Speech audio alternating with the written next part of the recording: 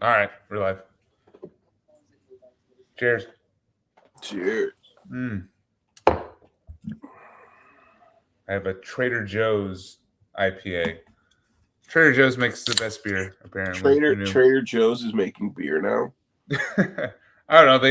They probably have an outside brewery that literally they have a contract where they can only brew for Trader Joe's. It's it's like fake craft beer, but it's $5 for like a 6 pack. So Yeah, that's kind of like a big I'm thing. I good with it. remember, like when I lived in New York, Trader Joe's had like $2 chuck, and it was Yes. like a bottle of wine you could get for like $2, and that's what they were known for. Like I knew a bunch of people who were all would wait in line. Like the Trader Joe's in New York in Union Square was crazy because like the line was so huge that when you go into the store, you grab your cart and you immediately get in the checkout line because the checkout line wraps around the entire inside of the store, starting from the entrance. So as you just made your way around through the checkout line, you would just grab Yeah, as you exactly. walked.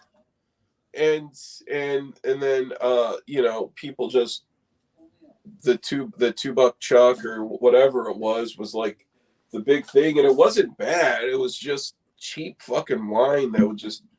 I can't drink wine. I think I have an allergy to like the sulfites in it because it is a Wine's beer. tough. Oh, it is. It fucking goes straight to my head, and I'll have just the most painful hangover in the morning. Yeah, well, it's just how much sugar is in it. It's all just fucking grape juice and stuff. Yeah. And that, yeah. I've only ever been like wine hungover, like once. Oh, it's horrible. It's bad enough not to want to do it again. It's like all headache up here. Yeah. Yeah, not fun. It's But it's it's like their beer's okay. yeah. Beer definitely is a lot better. And because that stream I was on last night, Yeah. I ended up drinking a few, and I hate it when I have this love hate relationship with the 12 with the variety 12 packs. Oh yeah, yeah, Because well, like where it's four different types of like a brewer will have like a 12 pack, and it's four different types of IPAs, 3 cans each. And there's a really good one here that I got with Bell's, and yeah. where it's 12 pack of IPAs, four different types, and it's like $18 for the 12 pack, but one of them is an imperial, and it's like 8%, and I'm like, oh, those are the ones that just end up sitting in the fridge. Yes. I have a couple pumpkin imperial like pumpkin ales in the Yeah, fridge from like a 12 pack. yeah, They're I just hate gonna it. sit in the back until next year probably. Yeah, I hate it when it's like, okay, you have like, and I think they do that on purpose when it's like two or three really good IPAs, but then it's like, oh shit, there's the 8.5% Imperial that so then I ended up having like two of those, and I was just like, I always To try feel to it. get through them. Yeah, I always Yeah. feel it the next morning with those. That's why there's nothing quite like just a good light fucking beer, like something harmless. Like five, Goddamn five. PBR or Yeah, hams. Did you see Marty with those hams he was chugging? Was it a week ago? yeah. I was like, you go, Hams. man. They sell hams here. Hams Well, and we can get hams in old Charlotte. style. Really?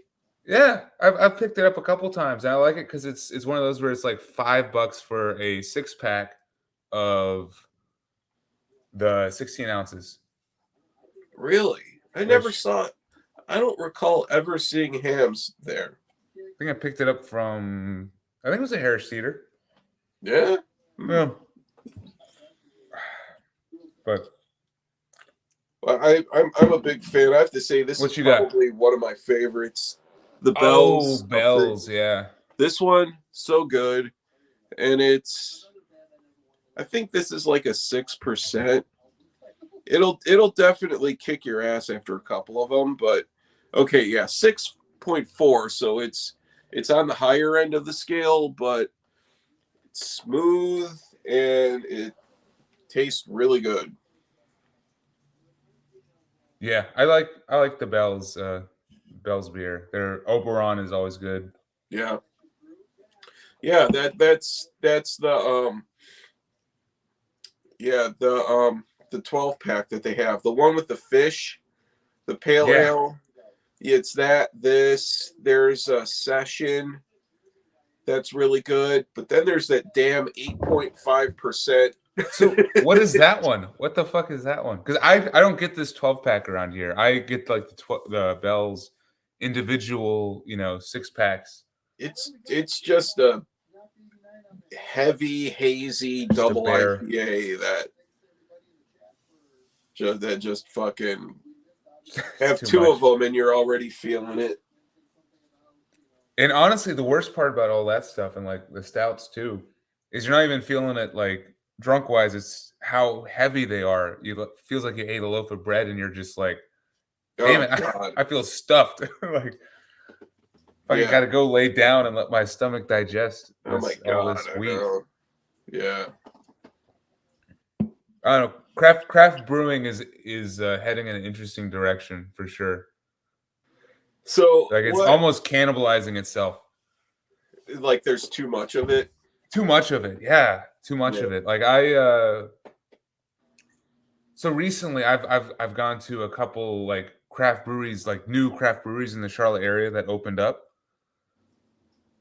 within the past year, and since I went to one actually closed down within the past couple weeks, but they Which both one? basically it's one that was in the Ballantine area.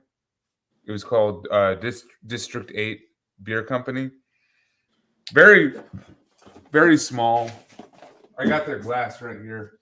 I think But I they're remember that. closed. They're closed now, so it doesn't fucking matter. But Yeah. Okay. yeah, I like the glassware. But so them and the other brewery was Ballantine Brewing, but they basically said that they can't afford to make craft beer because of how much it costs to for the individual ingredients like the malts and the hops and everything, and that even though they hate it, all they're doing is just making seltzer. That's where they make all their money, is by making seltzers. Right. Because all it is water and sugar, and then they add like a little bit of flavor packs at the very end. And guess what? It only takes like a couple days to ferment and to actually make it. Well, because of the whole So like spiked seltzer thing, that's like the big thing now. that's the newest fad. I'm telling you, like the craft beer industry is starting to I think cave in on itself, and all these other little niche drink industries like seltzers and like these mocktails, like these fucking Moscow mules and stuff you can buy, Yeah. are starting to take over. I mean, just sitting back and watching, but like it was always a dream of mine to try to be able to open up like some kind of craft brewery, just because look like fun. But I don't think it's probably fun anymore if you're like a new one trying to start up, if you're not already established. Well, it's the thing too with the economy right now and inflation is. I'd imagine that the cost of materials is just fucking crazy. And Yes. when when you go to somewhere like Legion has that brew house in Plaza, and when you look at all of the machinery that's required to run like a real brewery and all that, like that shit's got to be fucking just through the roof expensive, and it's outrageous. And that's why, like, if you're actually trying to do a brewery, you don't actually do any of the stuff on your own equipment. You use another brewery's space. Yeah. Like, and that's a whole different style of beer making, where you like rent out like their fermenters and stuff. Because some of these breweries just have so much that they can for something like a smaller like micro brewery. Well, that's like Ass Clown. I used to like Ass Clown. I love Ass Clown. But then like it disappeared, You don't And like for it like anymore? 2 years, I didn't see any Ass Clown anywhere, and then suddenly it just reappeared. Oh. Yeah, I don't often see them in like grocery stores and stuff. Have you been to their brewery itself? Isn't it in like Statesville or? Almost. It's Cornelius. Okay, So yeah. it's uh like you're going down 77 towards Statesville, like exit probably 28 or 30 or something like that. Hmm. So it's a bit of a trek from where you were at or where I'm currently at. But it was worth it because they had some crazy beers. And that's the other thing, all the flavors and stuff that you can do with beer. It's been done, you know. It almost feels similar to like how metal can feel at times, Well, where it's like yeah, all the because all the extremes seem like they've been pushed, you know? it's kind of like you've had one IPA, you've had a lot of IPAs, you know, like I'm not it's like a big it IPA fan though. That's the thing, you know? well, yeah, but like IPAs are like sort of like the you know, the big, you know, Yeah. the big seller. The And flagship beer kind of right, yeah, for like craft brewing. sort of like the go-to pretty much. And Yeah. yeah, you know what I miss though is I can't get Wicked Weed here. Oh, Um, I get a lot more Bells here, and then of course there's Three Floyds, and there are a lot of local brewers too. But yeah, it's kind of like um, I can't get like the Wicked Weed that has the purple can. I forget what that oh, was. pernicious, dude. Pernicious. Oh, dude, I love that one. That and then the Dr. Dank is like so good too. It's like Yeah, that one is good. because it's like with IPAs, it's like okay, yeah, if there's like a hemp IPA, there's a distinct difference in that versus like a citrusy IPA. Yes. But in general, It it's all kind kind of of like still blends in though. yeah, in Like general, West Coast, East Coast. I mean, yeah. I could see how definitely at one time there were too many craft brewers out there, and so some of them end up either getting sold to like Wicked Weed is owned by I think what Anheuser Busch. they are. And dude, it's funny. I have some like craft beer friends who despise Wicked Weed. They will like Yeah. give me so much shit if I ever even bring it around. I have a Wicked Weed hat I'll wear around them sometimes to piss them off. Just say no to corporate beer. Exactly. I'm like, hey man, you want this IPA that tastes just like all all other IPAs? They're like, no, because it's owned by Anheuser Busch. Hey, Rick is in the chat right now. Yeah, dude. But yeah, I don't know. It's yeah, fuck corporate beer. Which to me, it's funny that that's not raging against corporate beer. Like Wicked Weed is still has like tap houses in Asheville and stuff, and Employs people. employs people in Asheville. You Yeah. know, so it's not like it's a fucking like giant. Like I mean, you drive by like a Yingling or like a Coors and it just looks like a giant fucking warehouse. You know, like Yeah. sucks the life out of you kind of warehouse setting. But it's like, And Wicked Weed still doesn't have that. but Asheville too. And they still make their good beer. entire economy is just based on service industry, and so it's like, all right, so they have corporate money, yes, but it's still a good beer to drink, and they're employing Yeah. people in a town where it's tough to get a job if you're not, waiting tables or whatever.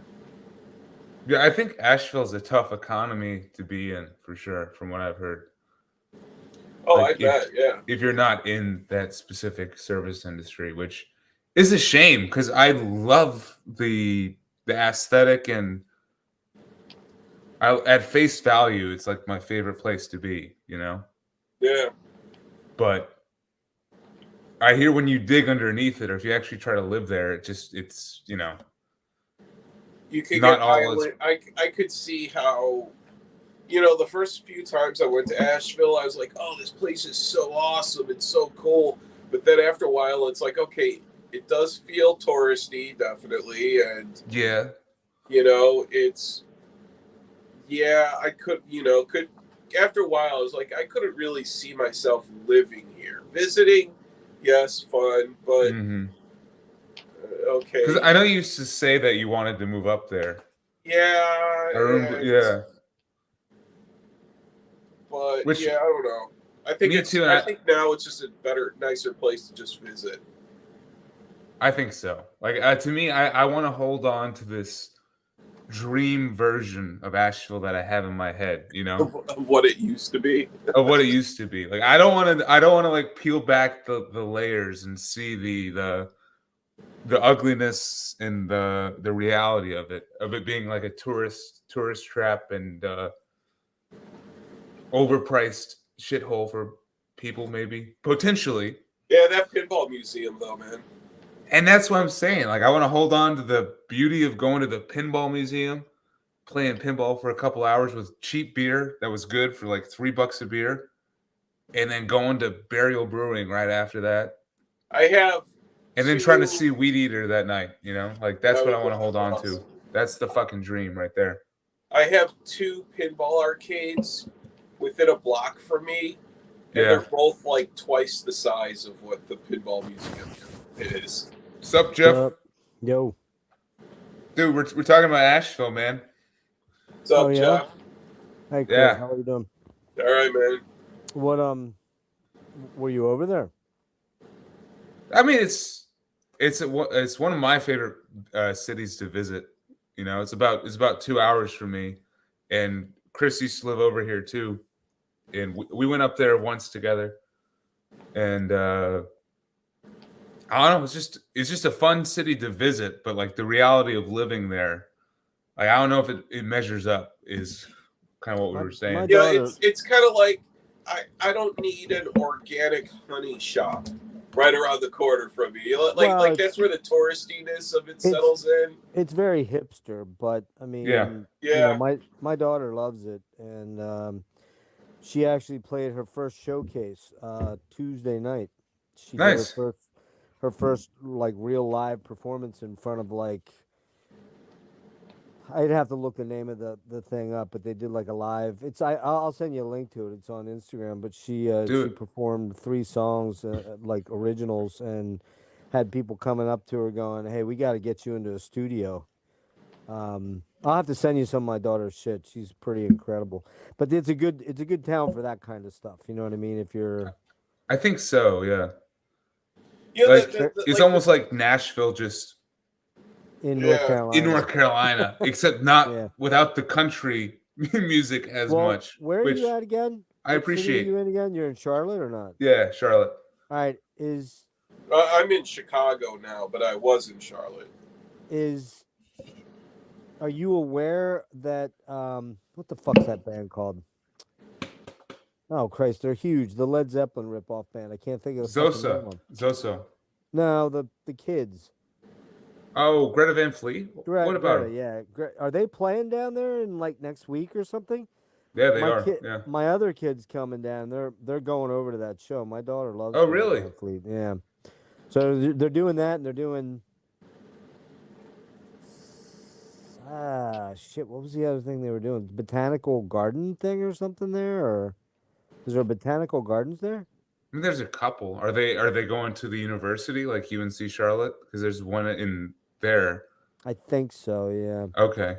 That's I actually forget. right. That's actually like right next to where I live. I live No shit. basically 10 minutes from the university. So, but So is that where the Panthers play? yeah, they play at Bank of America Stadium, which is uptown Okay. Charlotte.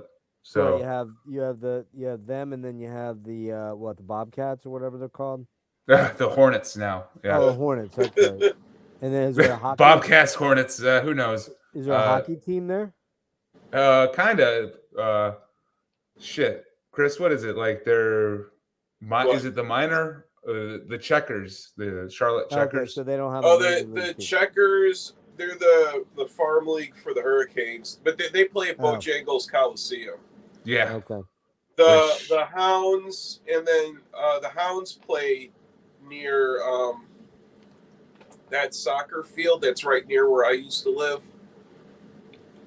Oh. That's the lacrosse, the professional lacrosse team, and then the new CLTFC. They play at Bank. I was about to say that's the new biggest thing everyone is talking about is the soccer league Oh, right. that just started here it's at the Panther Stadium, and I think they're doing pretty good as far as I know. Like when I say pretty good, I mean like in ticket sales and stuff. I don't know how because I don't fucking follow soccer, but Yeah, I don't.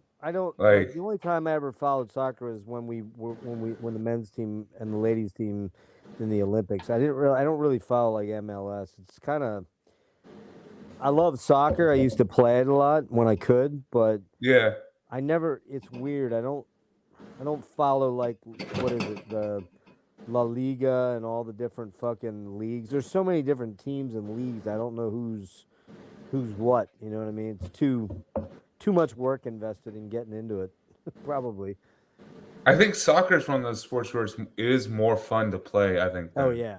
to for watch sure. just For by sure. far because My daughter played all the way from Pee Wee up through. She was a freshman starter on her D2 team, Millersville University. She was really good. Like she was scouted by Penn State and a bunch of other places, but unfortunately she's only 5'4". So a lot of the colleges were like, you probably won't get a lot of time. Even though she was like one of the fastest kids out there, she just too small. You go see like women's college soccer. Those chicks are big chicks, man. They're like 5'8". are they 5'9". playing basketball or something? No, they're just big, man. And I mean, like Yeah. you go down on the field. Like we went up to see a Penn State game, and all the girls came over, and I'm only 5'8", and practically every one of those girls was taller than I was. I was like, holy shit, man. Oh yeah. I see your animal. That's what's just he sports. doing? I hate this cat. I don't even know what he's doing. He's being a piece of shit. Louis, get down from there. He's looking for trouble, man. That's what he is exactly. He's trying to knock off. See, I'm in the garage. He's trying to knock off these chairs that I'm storing up here. So Piece of shit.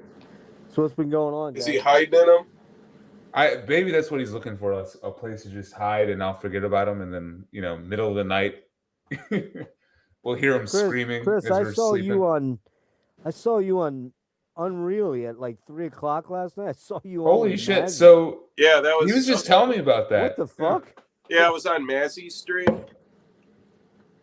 Didn't you have to work today, or did you No, not work? I was off Oh, today. you're off, because I was like, what the hell is he doing up at 3 a.m.?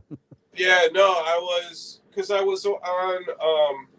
I was just in the chat on Rachel's Ghost, and then after that, Mazzy was like, "Hey, let's do an after party on my channel," and I was like, "Fuck yeah!" And then so I jumped on the stream there. But yeah, that was a good solid 2 hours, man. Was he buzzed? Was he buzzed? He seemed pretty. Oh, buzzed. everyone was. Everyone was yeah. wasted there. Yeah.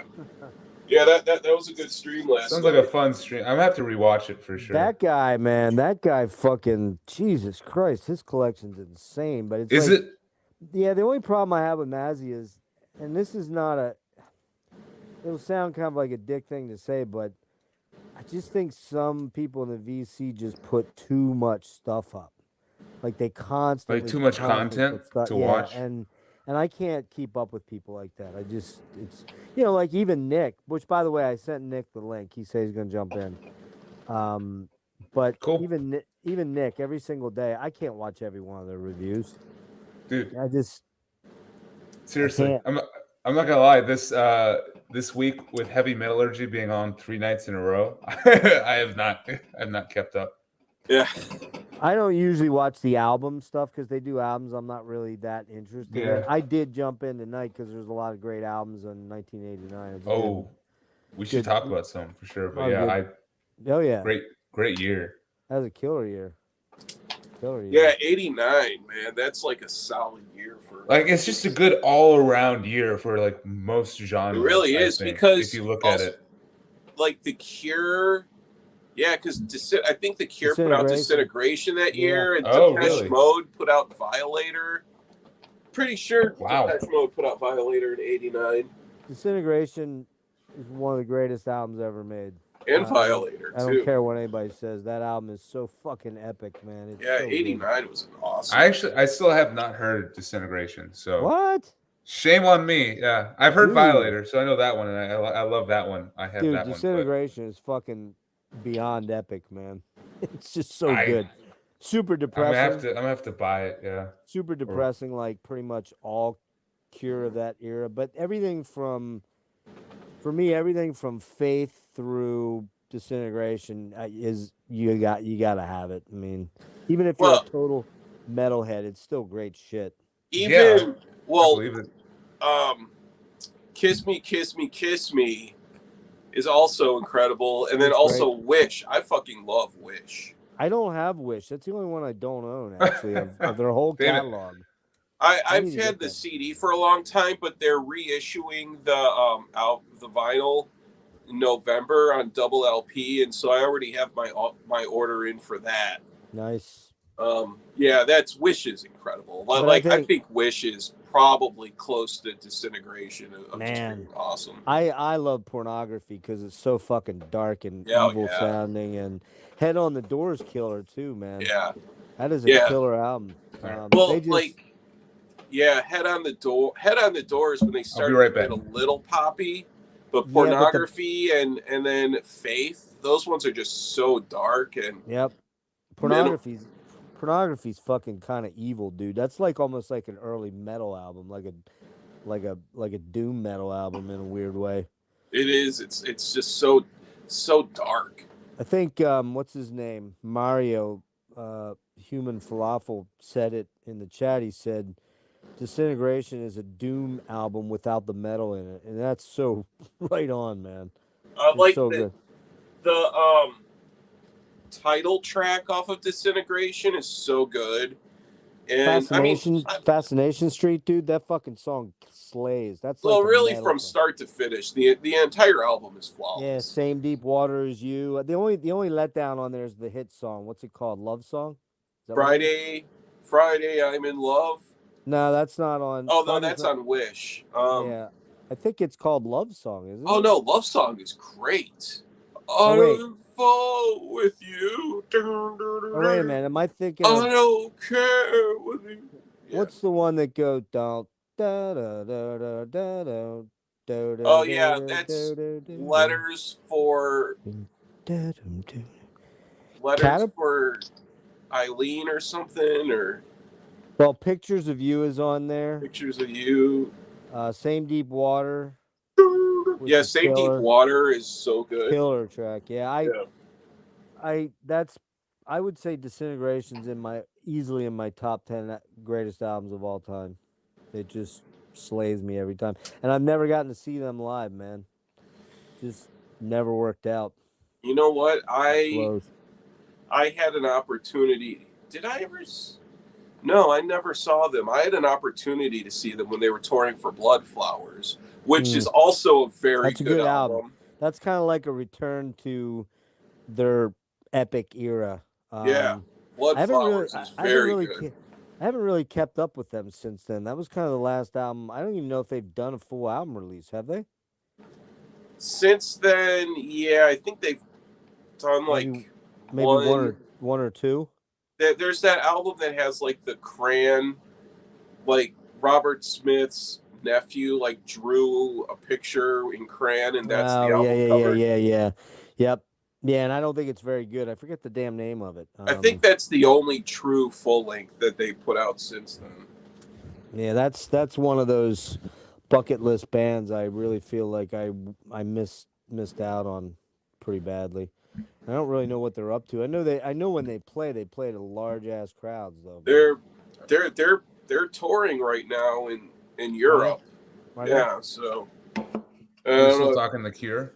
Yeah. Oh yeah. Let me see something quick here.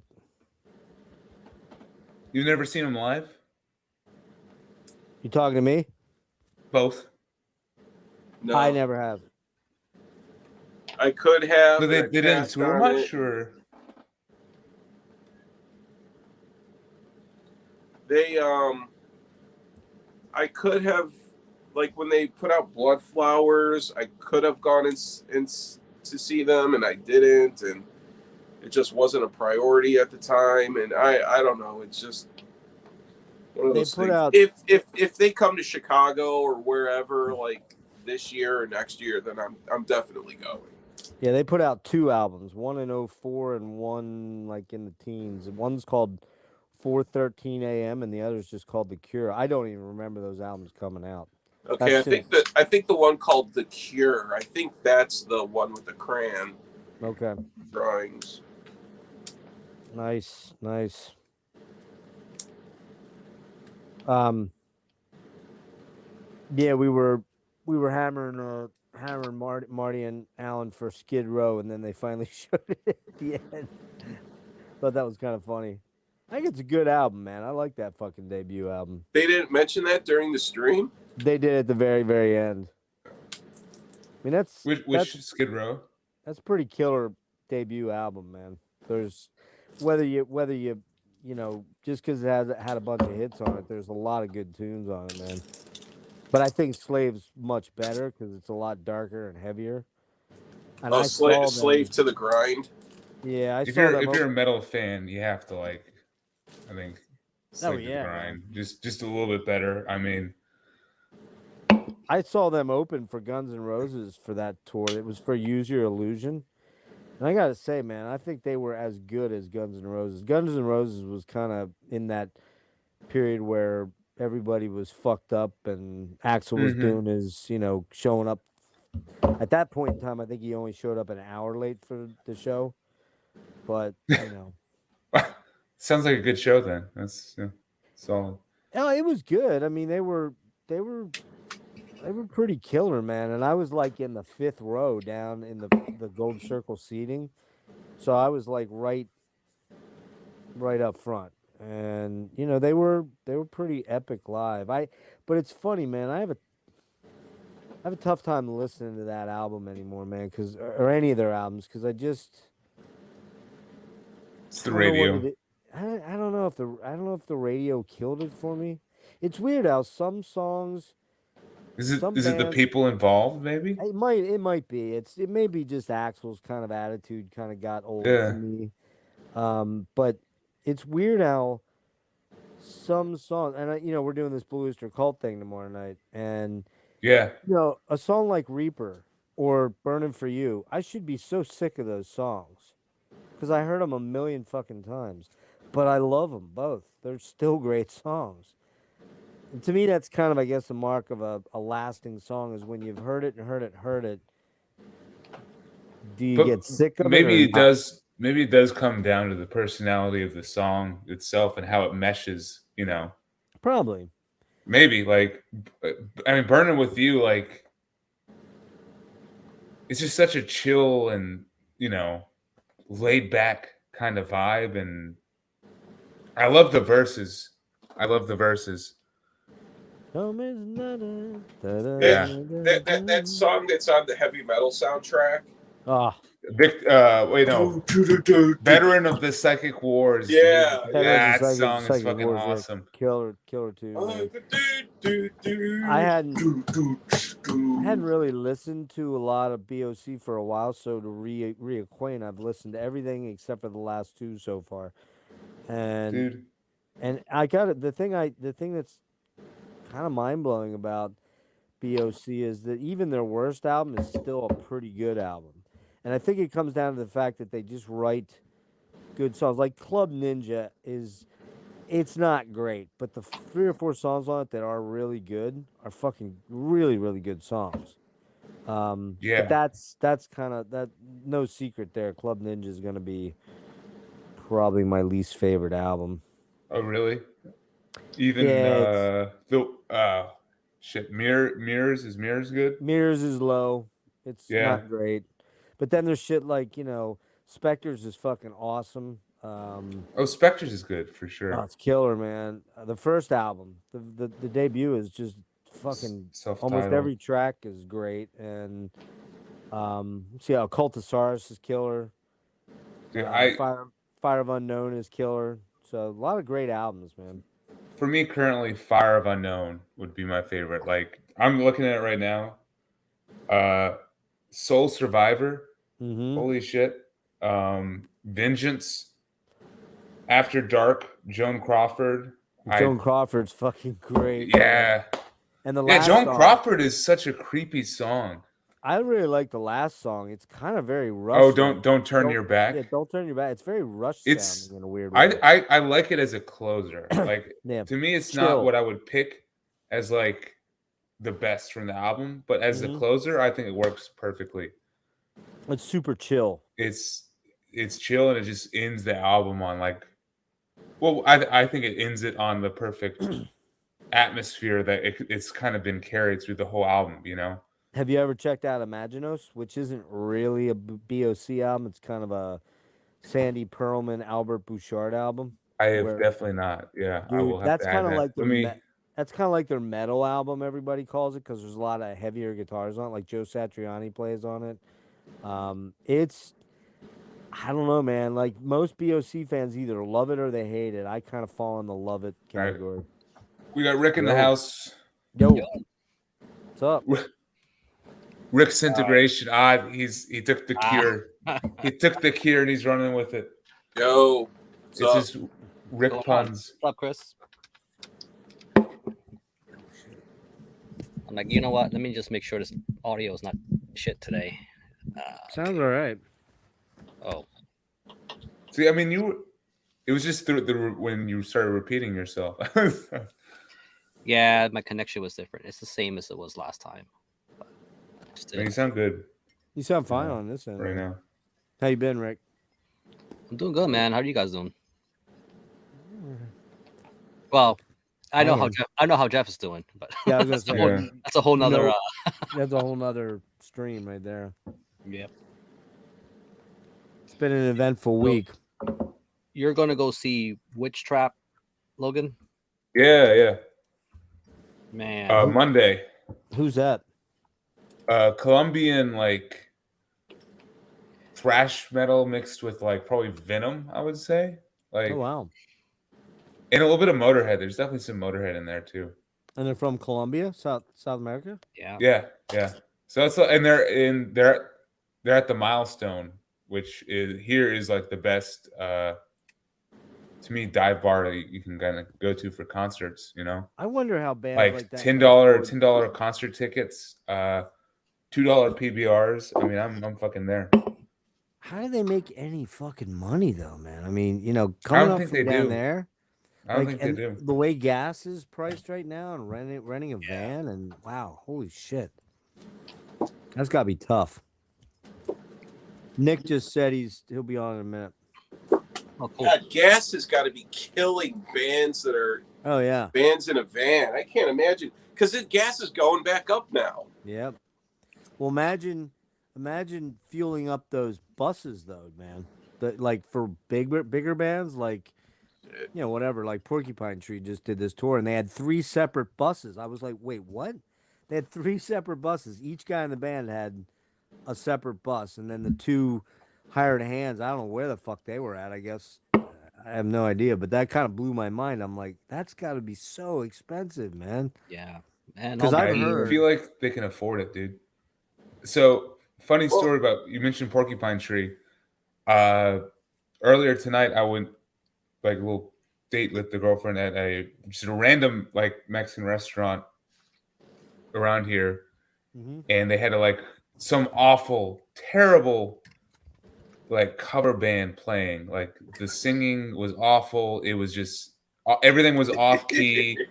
The drummer had a fucking just an electronic drum kit that sounded terrible. But guess what? The drummer was wearing a Porcupine Tree shirt from the recent tour. Yeah. And I was like, well, there you go. And we got Marty in the stream. Marty, cheers, man. How's it going? Thanks for having me. Dude, I thought you would be like burnt out or something. Oh, I kind of am, but I've had a good time this week. It's been a busy streaming week, but it's been a lot of fun. Yeah, It's crazy. Yeah, like three one nights in a row. I'm like, man, I've had my my evening calendar booked with you guys doing 3 streams a week. Sorry. Just the way it worked out. Tonight was awesome though. 89 was a great year. It was such a good year, man. It you know, a lot going on, and like I said, a lot of long running bands putting out killer shit, and then I don't know. It's my, like I said, I graduated that year, so a lot of those albums were the soundtrack of my life. You know, it's true. I think row. the only thing I would have said is, I mean, Darcy's awesome and everything, but I'm like, but there's also like a skewed perspective because you all were around in '89, you know, and it was like pivotal years for you guys. It's like then you got people like me who was slightly younger, but not quite as young as like the 20-somethings who are getting into metal. I almost curious. I mean, we got a little bit of that in the comments, you know, kind of what their perspective on that, or what they would have pulled. You know, it would have been a very different kind of stream. I think if there was somebody kind of a millennial or Gen Z also on the panel, but at the same time, there's I would not have pulled Lizzie Borden, for example. No, but I got off that ship at that point. What were you gonna say, Jeff? There's a guy, I can't remember his damn name. Grant. I can't remember the channel. He's a relatively new channel, but he's been doing these streams where they pick like an album, and then he has 3 or 4 guys on, and they chose Big Country's first album. Oh wow, and, which is a good album. Which is a great album. I like it. But what was interesting was there were 2 guys that were, you know, our age, 50s, late 40s, that were around, you know, that was, and like Rick said, they had this young kid on. He was probably in his early 20s, and then another dude in his 30s. And it was interesting to hear the perspective. Like the young guy's like, yeah, I just really don't like that big reverby sound of the drums, and you know. But when we were around in the 80s, hearing that stuff, that was the shit. That was the know? shit. Yeah. Those big room sounding things like Bauhaus and The Cure and all those bands, you know, that shit. And so it doesn't, for us that are older to hear that, it's very familiar and kind of nostalgic, you know, the old U2 albums. Oh yeah. So I agree, Rick. It is kind of, when you have 3 old guys like tonight, you guys are all, I don't know how old Darcy is. He's older than us. He's 53 or 4. Yeah. So he's close to my age. Yep. You know, I was 83, I was a junior in high school. So it was like all that stuff was very fresh, and it definitely hits a nostalgia button for me. There's no doubt. Oh, me too. And there's no denying the fact that we're kind of preaching to the converted on our channel. Oh yeah. Our chat is filled with people that are close to 40, if not over 40. Maybe those are the types of folks that have the attention span to sit and watch a 3-hour stream of old fucks talk about metal records. You know, that might just be the way. Hey, what's up, Nick? What's going on, guys? Now we got it stacked. No, we got all 6. I had all to finish 6. my Taco Bell. The roster's diarrhea probably in the morning. Oh. But we're happy. We're happy with our crowd. We got a lot of cool people in the chat, and you know, we go anywhere from 80 to 100 people on the weekends, and that's cool. That's cool. Yeah. Dude, now you built up a good audience for sure. How did the Wednesday? I wasn't able to join for the live portion of the Wednesday stream. Oh, it was great to have Zoller. I mean, I've been buddies with that guy. I mean, we're Metal Maniac alumni. That's where I met him, through that magazine, and we've been friends over 20 years. And it's great to finally have him on. He's such a smart, charismatic guy, and we've got a list of things he wants to do, and it's just he can't do it on Fridays is the only fucking drag, and it's tough for Alan. I mean, like I said, we've been talking about with him for a year to do Blue Oyster Cult. And now he's like, let's do Blue Oyster Cult. But he's like, man, I feel bad because it's going to be a long fucking. He's like, I've got a lot of shit to say about all those records, just so you know. And a lot of side notes and anecdotes that are important to the band and shit. And he's like, it's going to be rough on Alan. He said, we may have to figure something else out. So I don't know when that's going to happen. We've got a lot of shit that's coming that's planned. It's going to be fun.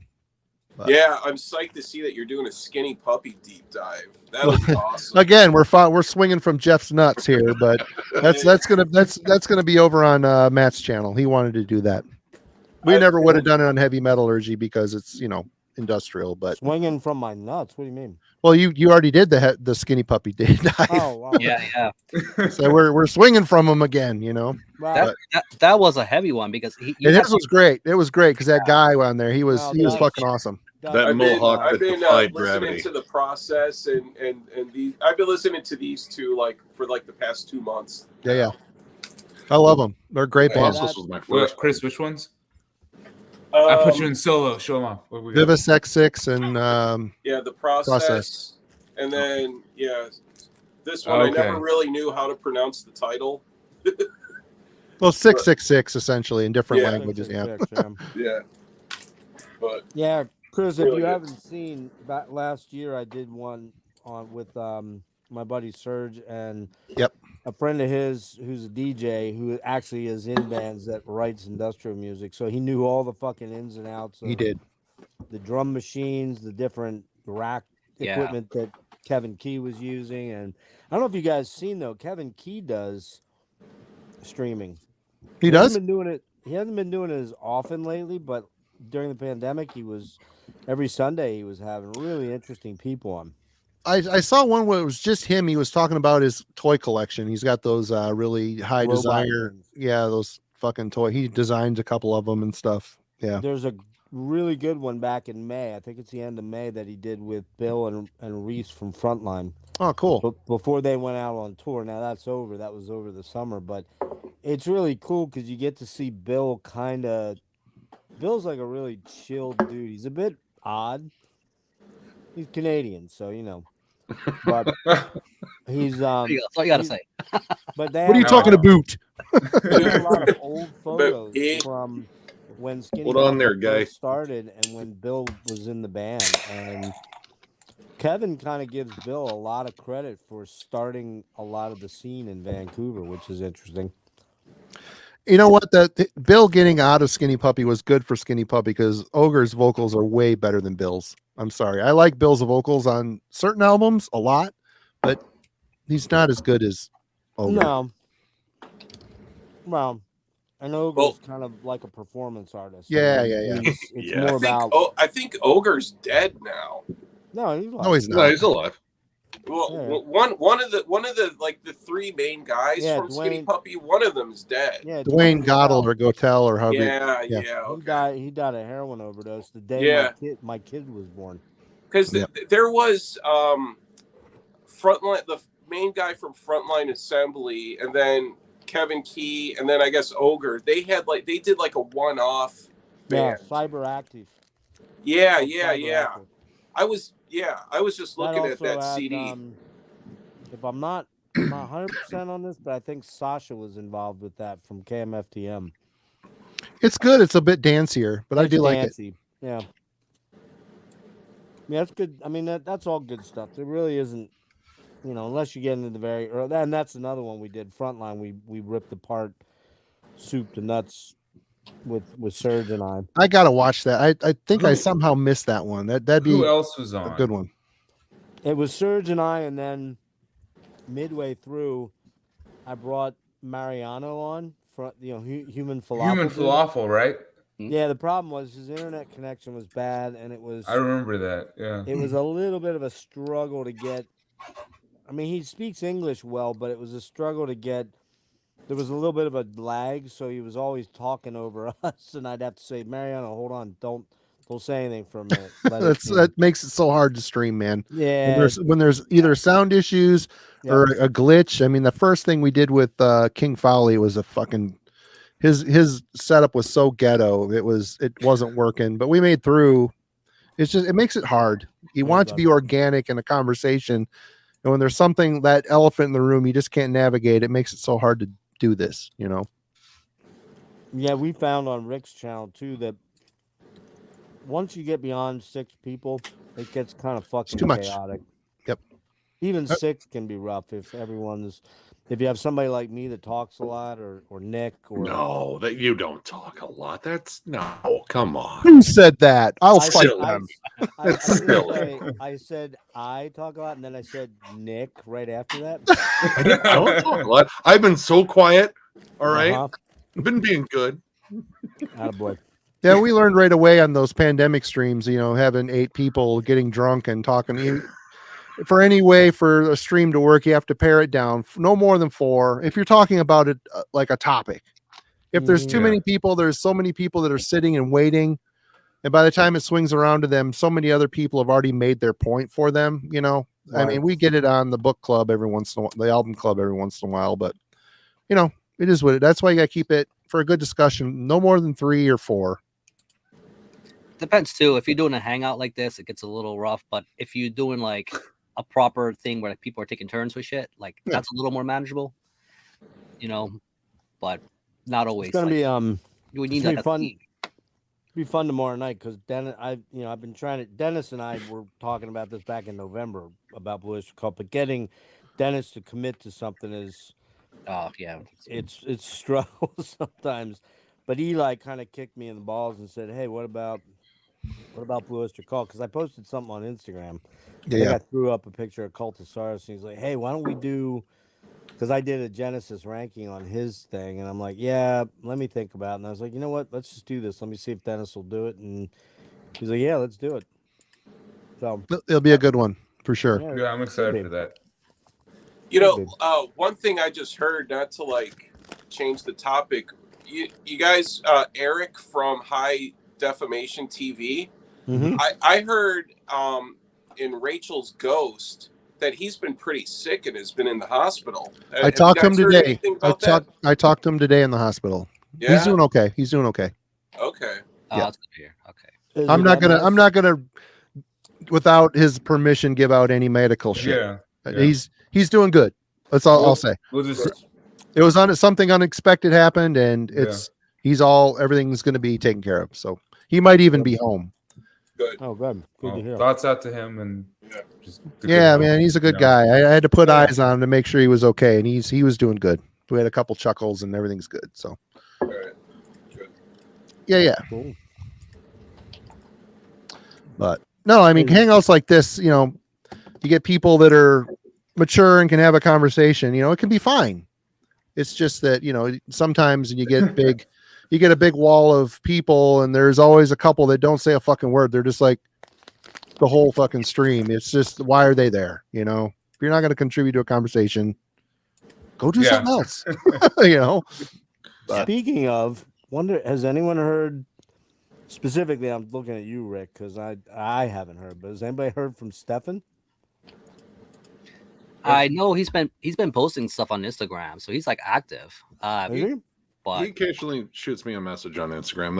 That's about it. To send him a link. Is that what you're bringing up? Yeah. No. Does he always like his own I don't post? even know if he's awake.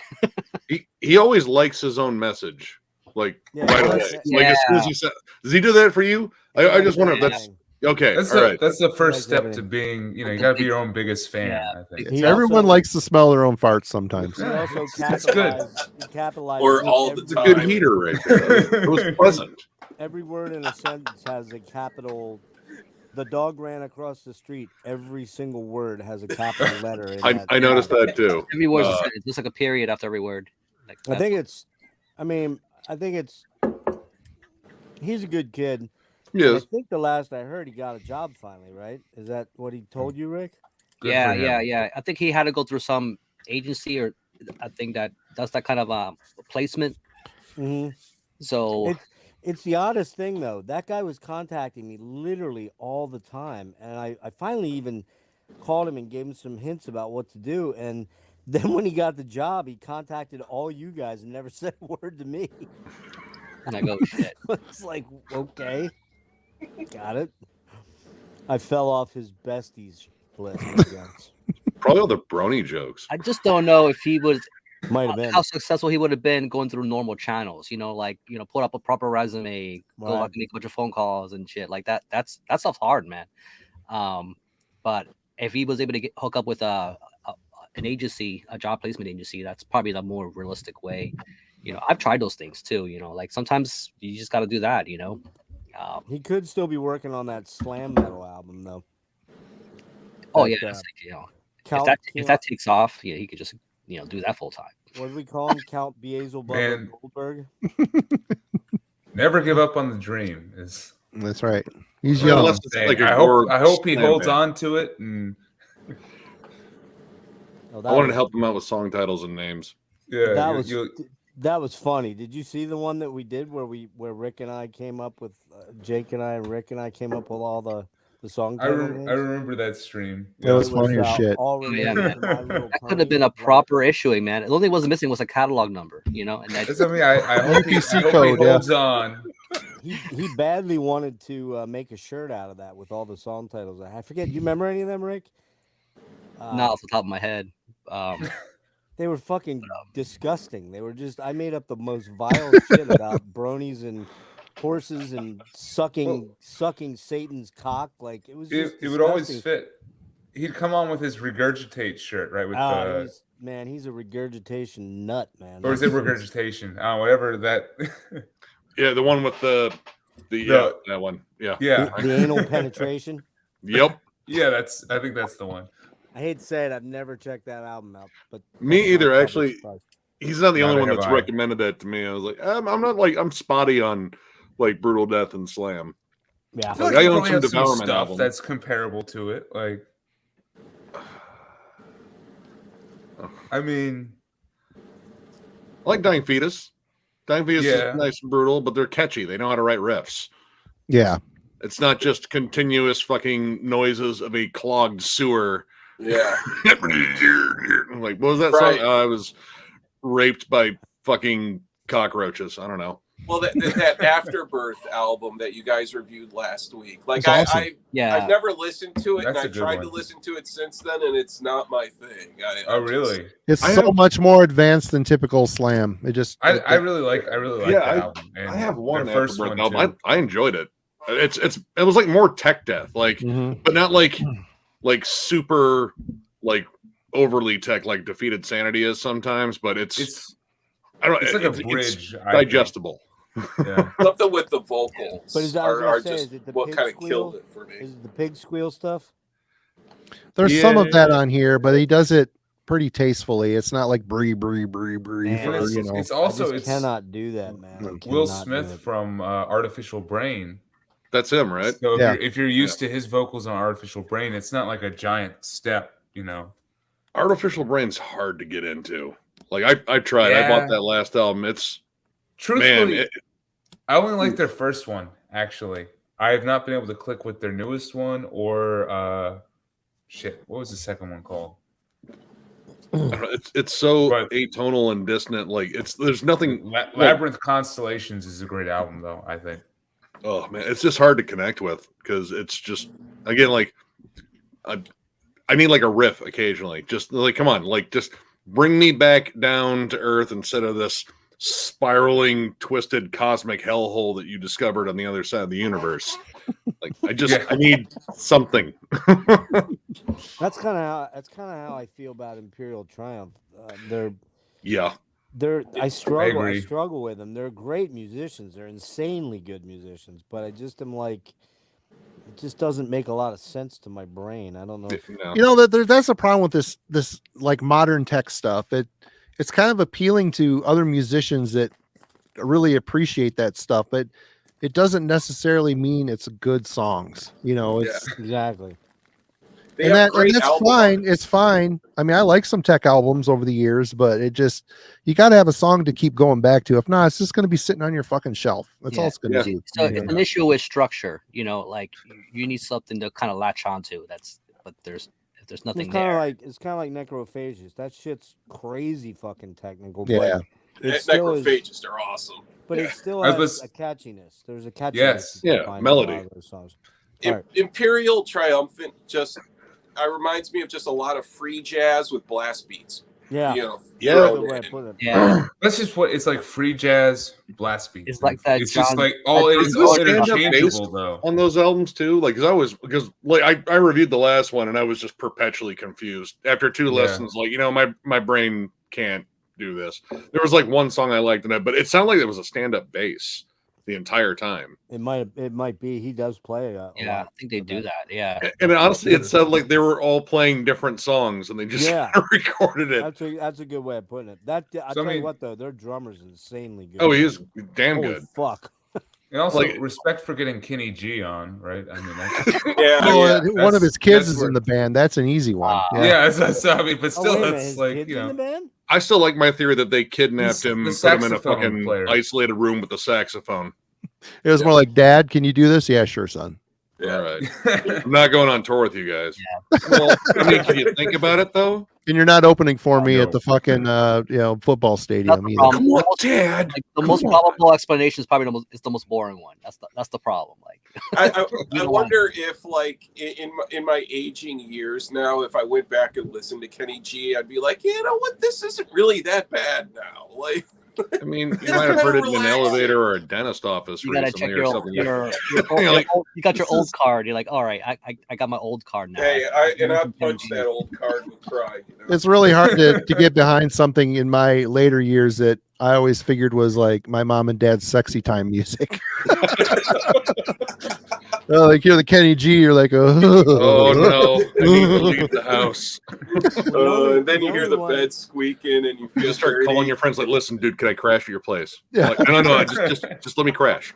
Well, that was like John Tesh was one of those kind of guys too. You Yeah. remember him, Yep. John Tesh, and also Yanni. Yanni. Yeah. Yanni oh was in- God, Yanni. Yanni was in yeah. a hard rock band though. Back before he became Yanni, he was actually in a hard rock band in the 70s. Crazy Pig guy. fucker. Was he in a slam band? I'd have to look up. Pornivore. I'd have to look up. You know when you notice this when you're like at the department store or whatever, and like that stuff that wasn't appealing to you when you were a kid. It's like elevator music to you, or whatever. But like it'll slowly trickle in. Like you're in there shopping for jeans or something. Like Michael McDonald will come on or something. You're like, you know what? This is not so bad. I can't forget.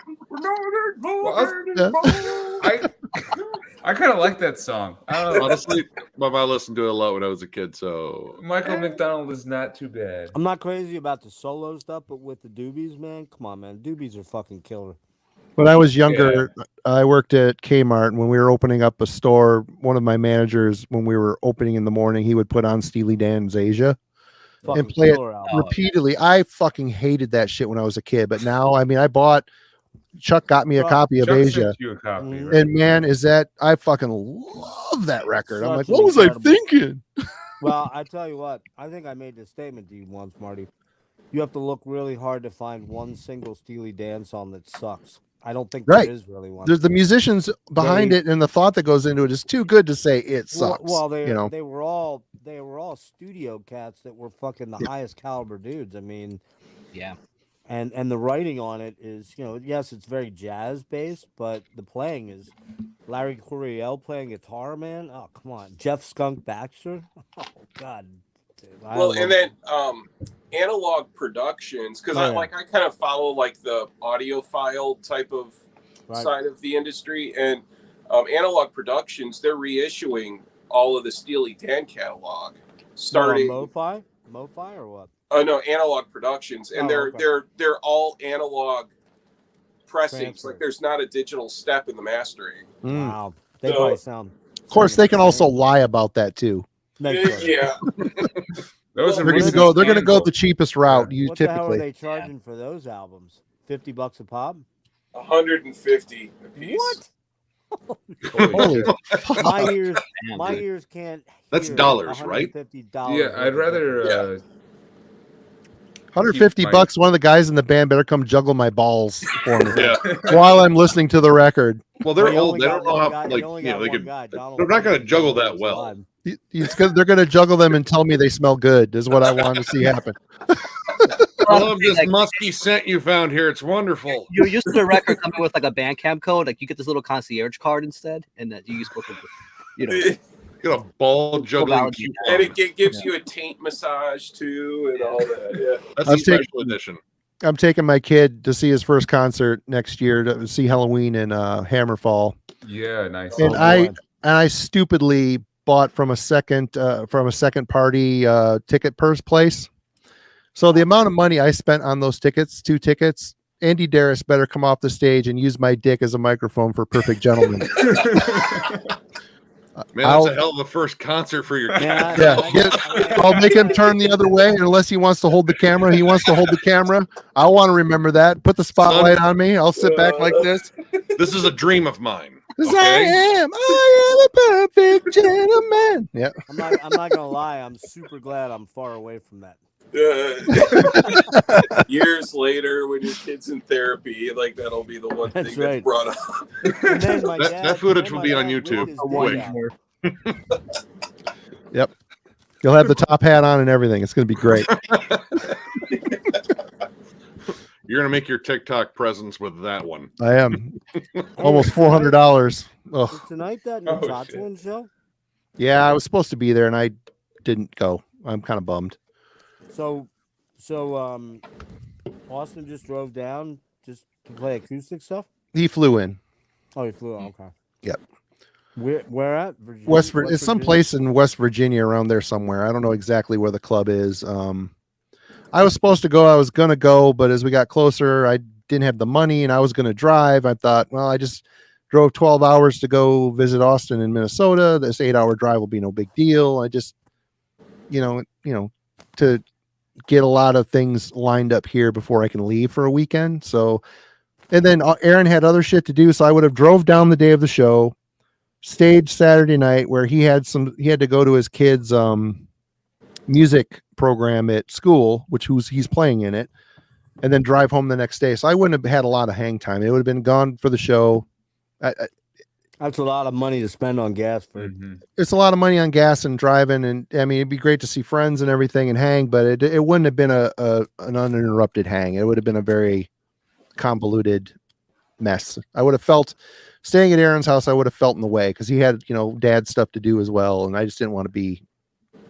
I didn't want to be interrupting that shit. So What's he do? Is he a college professor or what's he do? yeah, he teaches music at a college. He's a professor. Okay.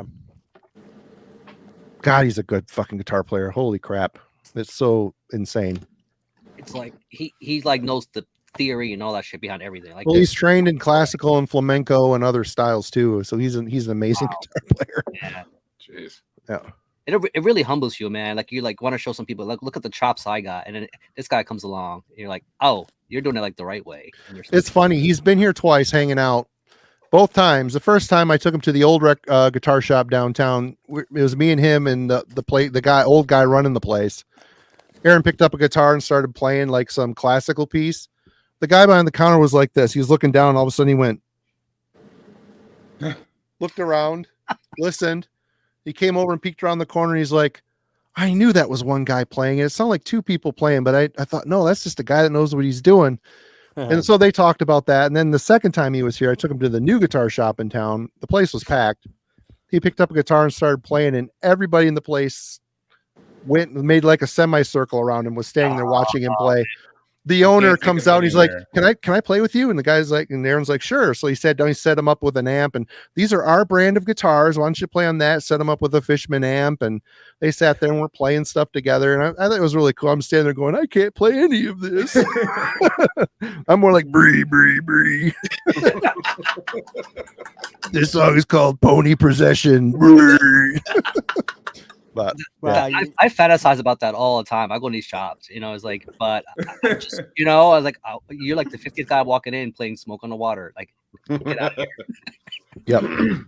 Well, I always go in and play Rush songs, so that usually gets a lot of attention because that's the one thing that I can do really well is La Via and Free Will and stuff like that, and that always gets people's attention. But yeah, you know how when you go into Guitar Center and there's a lot of hacks. A lot of people just beating around on stuff. When a really good player comes in, you're like, oh, check this dude out. And if you know he's better than you, then you just stop playing and you leave. Yeah. And I've gotten to the point now, if I go do that, I don't care. I mean, when I was younger, I cared and was scared, but I'll play a Glorious Dead song and be like, this is what I do. You don't like it? I don't care. I'm trying to check out this guitar. Is there like a Mhm. book on this, like for like guitar shop etiquette? You like the men's room, right? There's a certain kind of like. Well, yeah, you're not allowed to play Sweet Child. You're not I allowed believe to there's play plenty Stairway of to books Heaven. on No Stairway. Nope. No Stairway. No, Wait, is Enter AC/DC. Sandman acceptable? I don't Yeah, think it Enter should be. Sandman, no Oh, no. smoke on the Okay. water. There's like No. 6 Nothing from the songs Black that are Album, pretty much. verboten. No, yeah, or Back in Black either. Yeah, it's probably one of them. Wait, what about Iron Man? Is that still Ugh. that's still all right? that one's Oh, that probably one's all fine. right. I'm sure. Paranoid. Paranoid's the other one. Yeah. Yeah. Because really, Paranoid's pretty fucking simple. Oh yeah. Yeah. I mean, it's fun though. Sounds cool, but it's a simple song. This is why Yeah, I learned Alice in Chains. People won't say no to that. Yeah, you can get away. You can get away with Man in a Box, or those aren't common ones, but all those 6 or 7 common songs that everybody kind of learns. You're like, oh shit, this dude. And then usually they're butchered too. So Oh yeah. There you go. Yeah. There. killer album. Is that new?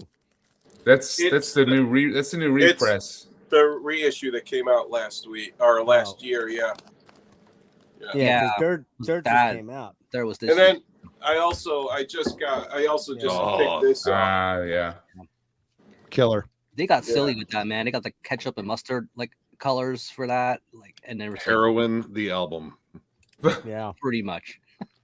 And really, the whole guitar etiquette thing. Getting back to that, if you're going into a guitar shop with no intention to buy anything, you're going through the trouble of setting up a guitar into an amp just to show off. You're an asshole. Yeah. I mean, you're going to sit down and play guitar. It doesn't matter what the guitar sounds like through an amp because you can change the pickup. Play if you like the way the guitar plays. Great, It's if it's got a high gain pickup on it, you know what it's going to sound like. It's not a surprise.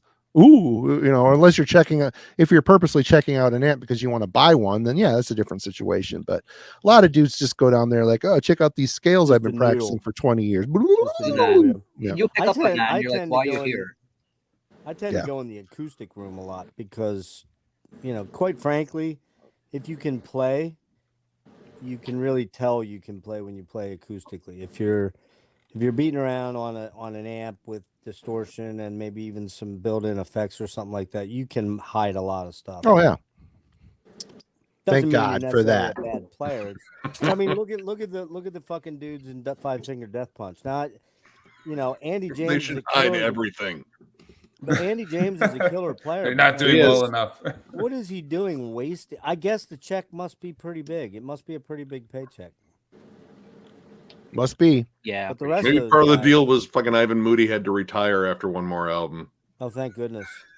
Yeah, He right. didn't say he was retiring from music though. That's the thing. It was like, oh god, here comes the butt country album of the fucking century down the pipe. Maybe Motograder will reunite. I'm just they're impressed. still around. I'm just impressed you Oh, they're guys still know all the around. names of these dudes. I mean, you go Bravo. through it. Everyone secretly loves them. I think that must. Oh. Never heard them. Well, I'm gonna be honest with you. I've never actually heard one of their songs unless it was on the radio and I didn't know who it was. I've never sought them out. It's hard to gauge how much of an impact these bands have. No joke. Like today, you know how your YouTube algorithm just comes up all kinds of shit, and the one video came up, and it just got me thinking because the title was "Top 10 New Metal Bands in Indonesia in 2022." Holy shit! Wait, new as what in year? What year? are we NU in? or NU or NEW? NEW? NU, like NU. Yeah, I'm like that's a. Who knew there's still new metal? There were so many things to going? dissect just in that title. Honestly, I still blame. Corn. Well, Yeah, sure. like new But metal, and metal- groove metal sucks is and metal making a in you have general. comeback. bands in Those these places they're just Loudwire. discovering new metal. Like they're like, Yeah. there's a thing. Like wow. What's impressive about that is that there's actually, you said 20 or 10. I think it was like 10. It's like top I mean, 10. that there's new that metal many metal bands in Indonesia, but I guess what Jakarta in Indonesia? Yep. Yep. It's There's like- probably fucking a million people in that city or more. Oh, so, that's yeah. a huge city. Huge Oh, market. Yeah. Indonesia's got a brutal death metal scene there already. Like there's already like a fair amount of like really gross death metal there, but new metal, I don't. Okay, I didn't even. Yeah. Is it the that was my reaction. counterculture to the brutal death metal? we got so sick of this brutal death metal shit. We hired a DJ. It said 2022 specifically. I'm like, okay, this is not some 10-year-old video. Like this is like shit. Well, We guys, found a rest assured that these bands are 1/3 world country away from playing the state fair. After they burn through Indonesia, they'll be like, okay, now what's left? Oh, They're maybe we coming to play next to you. we could play next to the Hog Barn after ZZ Top. They'll be opening for Don Dokken with special guest George Lynch. They'll be Don Dawkins stunt double hands. I have an issue with words that can't be spelled properly. So it's like NU, like, no, I'm not doing that. Just like, but there's an umlaut, and that means it's metal. And you know who the first metal band was? NEW is what I know. You know who the first rock band is that used the umlaut? Motorhead. Motorhead No. or Hawkwind. BOC. Hawkwind. Oh, BOC, right? Oh Yeah. yeah. Yeah. You'll learn that tomorrow night when you watch my right, Nick? Well, spoiler. Now I don't have this to is watch all it. on. That was the one bit of information I wanted, Jeff. I was just gonna say that's the only tidbit of information you'll learn. So you're already Spoiler alert. Imagine if they spelled cult the other way, like KVLT. That would have Yeah. been crazy. Oh, I can't picture Buck Dharma in corpse paint. Well, maybe I could. The cat thinks he's a parrot. I think. Yeah, this. He Well, how literally many? Here you clawed go. my back to get up here. This Here's a question: cat. How Big many kitty. new metal albums do you have in your collection? Be honest. Me? Go to Nick. I know first. you have a lot, Nick. well, Go to Nick first. Rick, I know you have. I'm around Nick's age, so I if you grew up in the 90s, you pretty I've much. watched Nick's channel in these streams. He's got some deep, dark secrets that are a little scary. Actually, dude, I was thinking about doing a video about. I was like, all right, I've worked this hard to get some metal cred. Now I'm gonna try to ruin it all in one Ruin it video all. with all the butt rock and just new metal that I I have fucking three. picked I have up. 3 albums. I have a Korn Greatest Hits. I have that Mudvayne album with Falling on it or whatever it's I called. have that one. Uh, no, I don't have The that End one. of I All have Things to Come. LD50. Yeah, and then I have- LD50 is the good one. I like that. That's the one I have. What's the other one I have? The second System of a Down, Mesmerize. Is that what it's called? No, it'd be Toxicity. No, was that's the second one. toxic. Yeah. So No, third it's one would not- be it's not the Mesmer. one- Well, yeah, it's not the one with waterfalls on it. It's So- the one after. And I got to be honest with you, when I came across it, I'm like, what the fuck is this doing in my collection? Like I don't ever remember buying it, but I probably did. Do we count Deftones?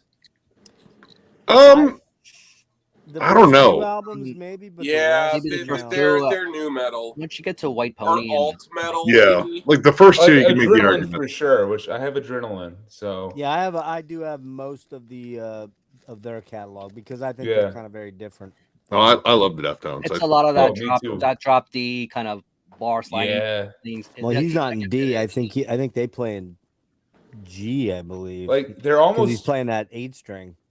Yep, Actually, he's on a 9 now. I think he's on a 9 now. Uh huh. Ah, jeez. He's Like, a weird dude though. I got into them with Diamond Eyes, and honestly, there's Meshuggah riffs on that album. yeah. for sure.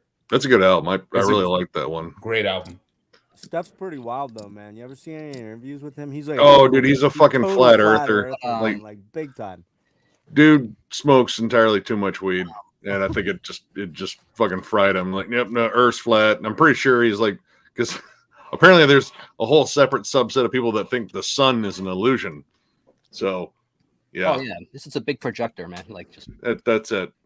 And they got it all figured out because they've watched a YouTube video. Hey, I'll tell you what. That's a rabbit hole. If you go down with the flat Earth stuff, you can spend weeks on yeah. it. I actually did at one point. I think I had like a week into it, and I'm like, holy fuck, man, this is bizarre. It's just, it's. So I'd rather out watch. there. I'd rather That watch might be people too pop far zits. into it. Yeah, don't do that. Ooh, zit popping videos. Mhm. Oh man. Ugh. I've been sucked in by this. What's his name? Daryl Brooks, this guy that ran people over in Waukesha or whatever. Holy fuck! Mm. I don't think I've ever seen a more worthless human being in my life. The guy is just an utter piece of shit. Wow, watching that trial is like, it's just ugly. It's ugly what this guy's doing. He makes Jeffrey Dahmer look like a good dude. I'm not That's- kidding when I say that. That's difficult to do. Well, Dahmer owned his shit, and he pled guilty to every one of his crimes and felt he deserved what he got, which was death, ultimately. And this guy here is just, the whole system's rigged against him, and he's representing himself, and it's ridiculous. It's, you What's watch his- it and you're like, huh? What's his name? Daryl Brooks. Daryl Brooks. I don't know if I. This was last November. He ran into that Christmas parade and chopped up. He ran over like 6 people. I think Yeah. 3 kids and 3 older women. Yeah. Oh, Yeah. Jesus. All And right. unfortunately, This is a great topic. Fun. Well, I'll tell you, watching this made me sort of rethink my position on the death penalty. I always thought I was kind of. So you're like against death? Well, I always thought I was, but watching this guy, man, if anybody deserves it, this guy deserves it. Some people are just broken; they can't be fixed. exactly They just can't. like Yeah. me. I've caught some of the trial, and I don't think ever had anyone discipline him in his life. Exactly. He's a grown man who has the mentality of a 15-year-old. You nailed it exactly. I mean, he's got the hood mentality too, which is that much worse because everything is, the system's rigged against me, man. It's like, dude, you ran into 6 people purposefully. Like, what the fuck do you think's gonna happen here? Yeah. Go. No responsibility, that kind of thing. So yeah, It just doesn't exist, man. For some people, like, we can't conceive of like not having any sort of empathy for another person. Like, it's just to not have that at all. Like, that's got to be insane. So most people are just basically acting. These psychopaths, or just Sociopaths. yeah, Yeah, they're just but you wouldn't know because they're acting. Well, Oh, he yeah. also has like 7 prior felonies, and he's a Yep. registered sex offender. Yeah, So he, he's as a 30-year-old, he had sex with a 15-year-old. This Oh. guy's, I hate to say, he's just trash. He's Yeah. trash. Are people playing like criminal scumbag bingo on this dude? Because That's a they bingo think they for got sure. it. Hmm. That I don't know. They should if they don't. But Well, it's kind of like you mentioned Dahmer, right? Like, even inside the jail system, they have their own little system of justice within their own, like, between inmates. Like, so if the system fails in some form or another, then because when you go into the jail system, like, all these inmates, they all want to know what you're in for, like and they're pretty good at it.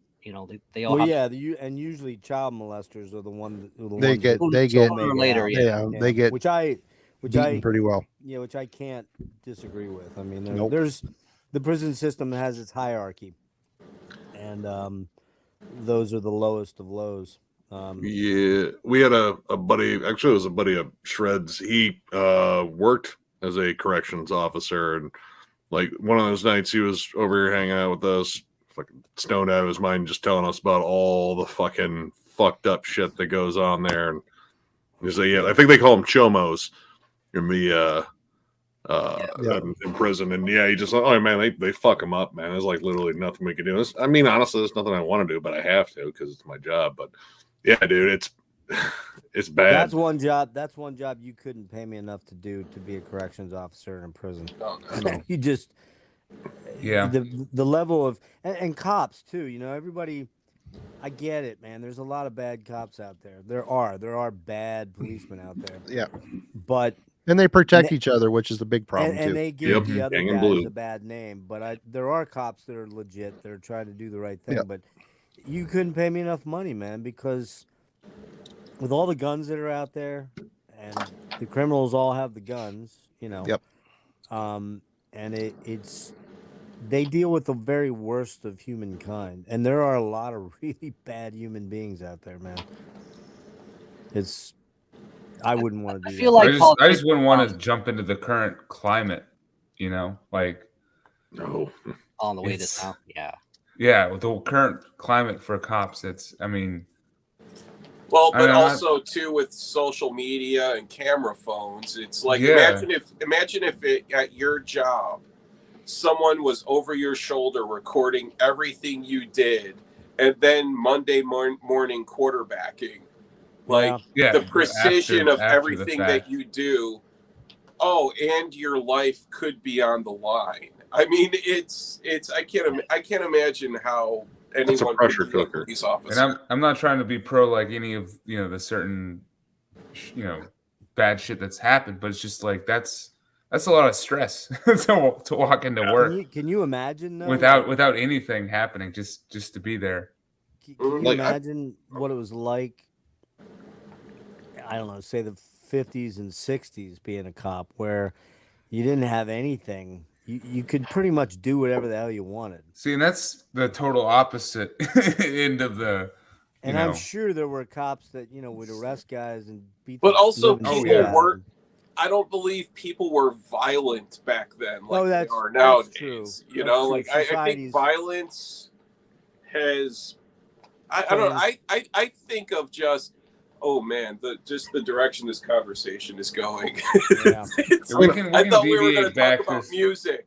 we but- can we go back deviate to back music. to something else, but like I think it's just you have the phones and you have people recording more, so it just captures more. So, it's I don't think any one person can tell what anything was like before this era, because there wasn't the same amount of technology capturing every iota of human Anecdotal. existence, which It is does what's lead currently into going music. on. I mean, people started writing like the punk movement, all this other stuff. It's all like just I mean, yeah.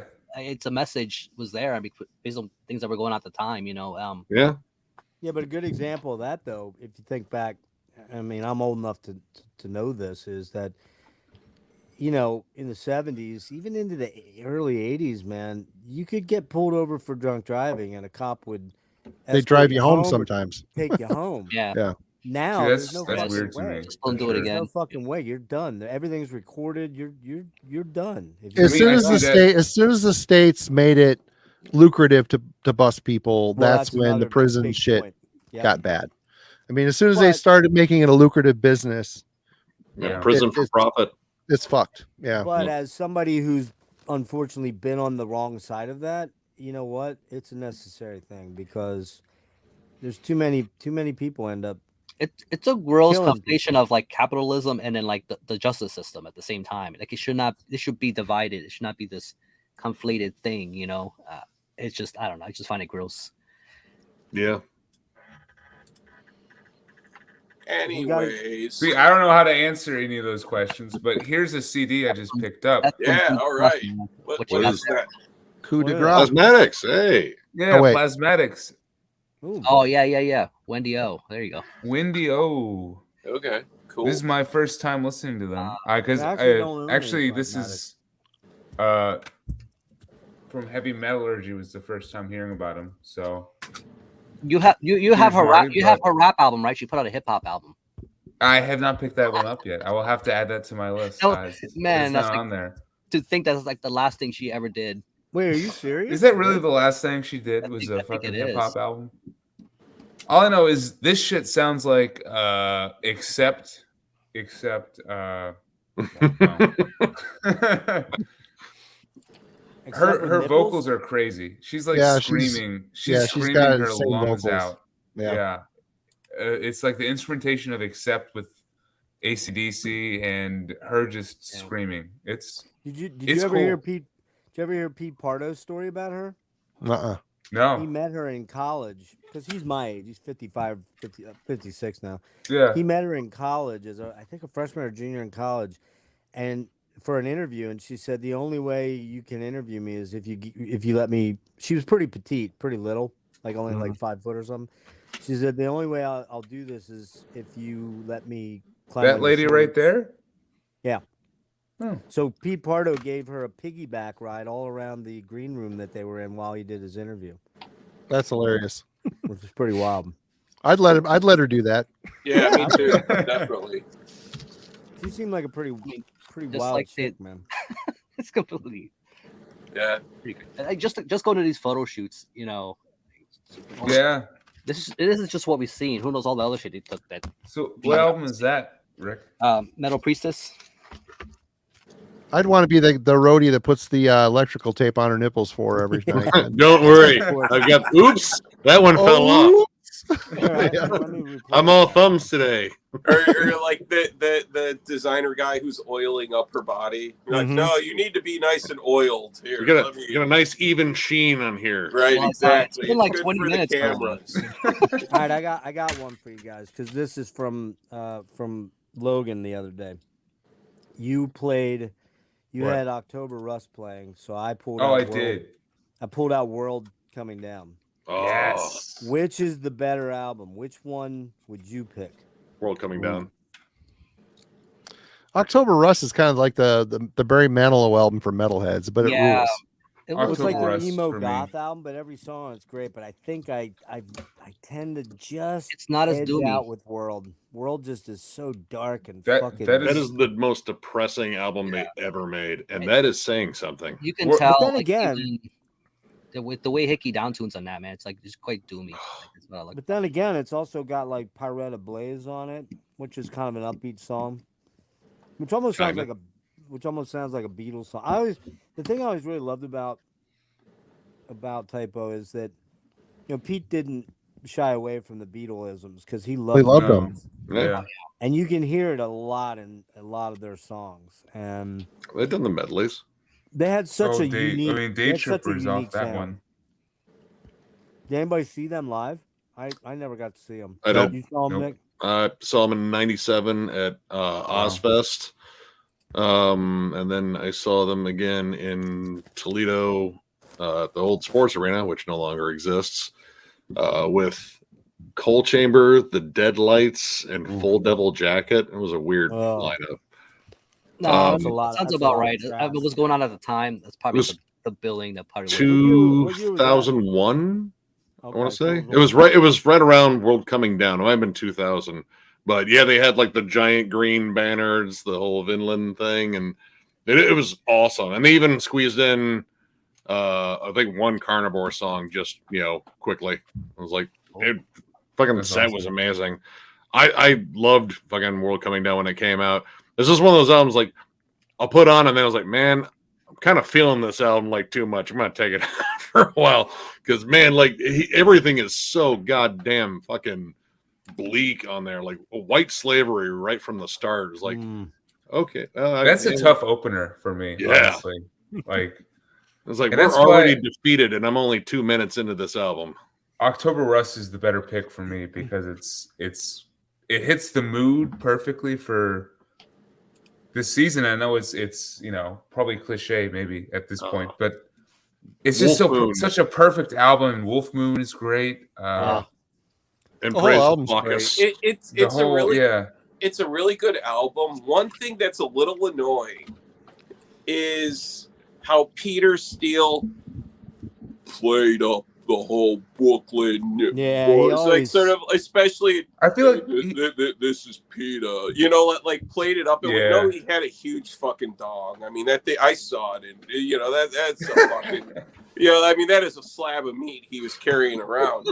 But like, I like the first one a lot. I think the first album is really Origin? good. And then I What, just got an email today that Runout Flow Group Deep and is Hard. Flow Deep reissuing and the Hard. Origin of Feces. I've Like never a double actually vinyl listened to set. that one. I've never It's a listened to that brilliant fake live album. Yeah. It's I- Every time I walk in that store, that T-shirt's there. It's like it says 4 dicks from Brooklyn. it's with the original artwork too, with the spread open Oh, ass. butthole. I'm like, but What year do I did want to Slow wear that in Deep and- Philadelphia? What year That did was my Slow issue. Deep and Hard come out?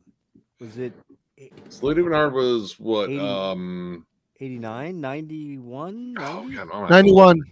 91? 91. Okay. I was working at a restaurant during college years, and on Halloween, it was an old brewery that had like the brew cellars and the wine, the big casks and all that stuff, like that they would brew the beer in. And we would do every year, we would close a little bit early, and then we would turn the place into a haunted house. And by that I mean we had a lot of high school kids, a lot of kids that were smoking a lot of weed and shit like that, working in the kitchen and stuff. And man, these kids, like, they just went all out with creativity and shit, right? And for example, like, there was a big ante room that you walked in before you went down into the basement where the casks were and stuff. And they went out and fucking got like pig entrails. They went to like a slaughterhouse and got real pig entrails, real pigs' heads. I don't know if you could even do that now anymore. They got real pigs' heads. They fucking put them on meat hooks and hung them all over in the. This is an old building, so it's all like stone floors that you could mop up. You know, they fucking hung like pigs' heads everywhere, and then we had candles and fucking strobes and stuff. And I'll never forget, I was the guy dressed up with the Dracula cape with the makeup on and walking people through. And I had never heard of Typo, didn't have any idea who they were. And they put on, what's that song on there? Something about gravity. Which Shit. which album? The Oh. Serbian Hard. Oh god, it's one of the super long titles. Yeah, Hold it's the on. long ones. It's got the super fucking haunting, eerie keyboards that open it, Oh. and The inevitable. Gravitational constant. Yeah. that might be it. And it's like just that. I walked back there. I'm like, what the fuck is this shit, man? It was like kind of terrifying to listen to that album. It was like bizarre. That was my first experience with Type O. But then I didn't get that one, but I got October Rust was the second album, right? Third. Oh, what was the second? Bloody oh, Kisses. that was Bloody Kisses. Christian Woman. Right. So Well, there was the origin, right? Well, yeah. Origin technically, yeah.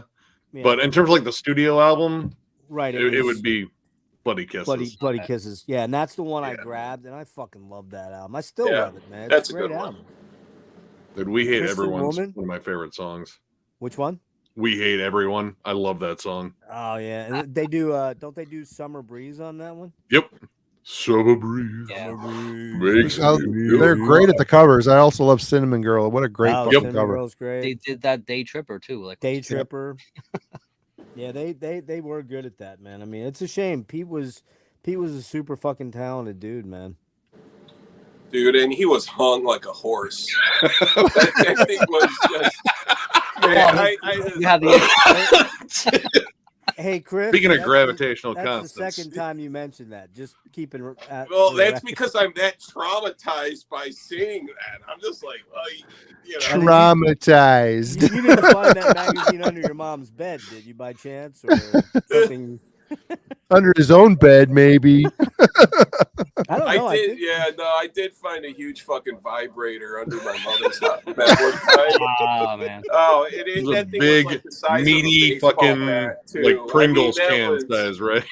Was it? Did it have a name? Was it called Biggest Dickus? Well, no, because the thing too, because my parents are I have two moms. Like my parents are lesbians, so it's like I find double the sex toys. Like Yeah. when I would Wow. dig around in that their would make bedroom.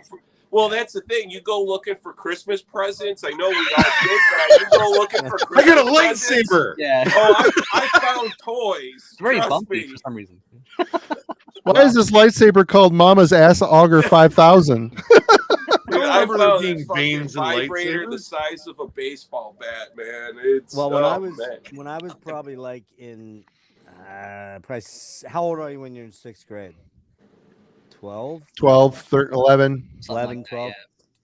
So, staying over with my dad, he had the little magazine thing, the rack thing. Digging around in there, I found the old Swedish erotica, Yeah. Oh yeah. which was the old super school. hard. Yeah, that was the hardcore shit back then. And it was funny because he was married and his wife had to have known they were there, but that was like his third wife too, so that might have something to do with it. Or And second. old school porn is something just to be that and like Skinamax, and then if you remember old cartoon porn, like weird, quirky cartoon porn from back in the day. That's just something. It's such just like a time capsule. I remember renting. Well, I don't even know if it was called hentai at the time. It was back in the 90s, but it was called. It said Anime 18, and they kind of put it in the horror section. And it looked like it was going to be a horror movie. It was Yorosoka Doji or Yorosoka Doji, something like that. Legend of the Overfiend. Lo and behold, at the beginning of White Zombie's Lost Exorcisto, that's the movie that they sampled. And I found out. And it's like a Godzilla-sized demon with like 7 or 8 massive dicks destroying a city. I'll be right back, guys. It's got you all hot and bothered, right? Hey, Logan, if you need to get someone else in here, I got to go help my wife get to bed. If You need, if someone else wants to fill in, cool. If not, I'll just be back. However you want to do it. What, I don't you- think there's anybody else waiting to get in. Okay, well, I'll just be back then. All right. All right, Logan, we can't hear you, dude. Yeah, you're on mute. Wow, I muted myself. Nice. For how long? No wonder it was quiet. Just kidding. I was listening. I know it was not quiet. Did you you got any you're the thrift store guy, don't you go to the thrift stores all the time? I am the thrift store guy. Did yeah, you hit up any good You stuff made a good other point, than though, man, like, cosmetics? You're a really good listener, man, because you pick up shit that I thought like you remember that. Like it just I find myself saying that quite a few times. It's just, What you just the way you pick up shit. Like you're a good listener. You know, really Huh? are, man. I'll take it. I'll take it. No, Plasmatics was not a Goodwill. I think I dropped like $7 for that one. Used, so Big spender, you. I know I was dropping a bunch of money the other day. This is another one I got. I You can't guys see know it. Warhorse? Mm-mm. I don't know if I'm Oh familiar yeah, with from them. that's dude. You found that in a used bin? I did at Lunchbox, bro, for $5. That Yeah. wait, is that the Southern Lord press or wait? Well, yeah, that's a sick album, dude. That is a sick album. My problem with that album though is that it sounds very digital. Oh, really? I Right. haven't listened to it yet. Yeah. So But no, that's a great album. Yeah. I just know it's one of those like Southern Lord, like sludge stoner kind of sleep electric wizard kind of albums. Which I think From This Ash is my- to Dust is the name of the title.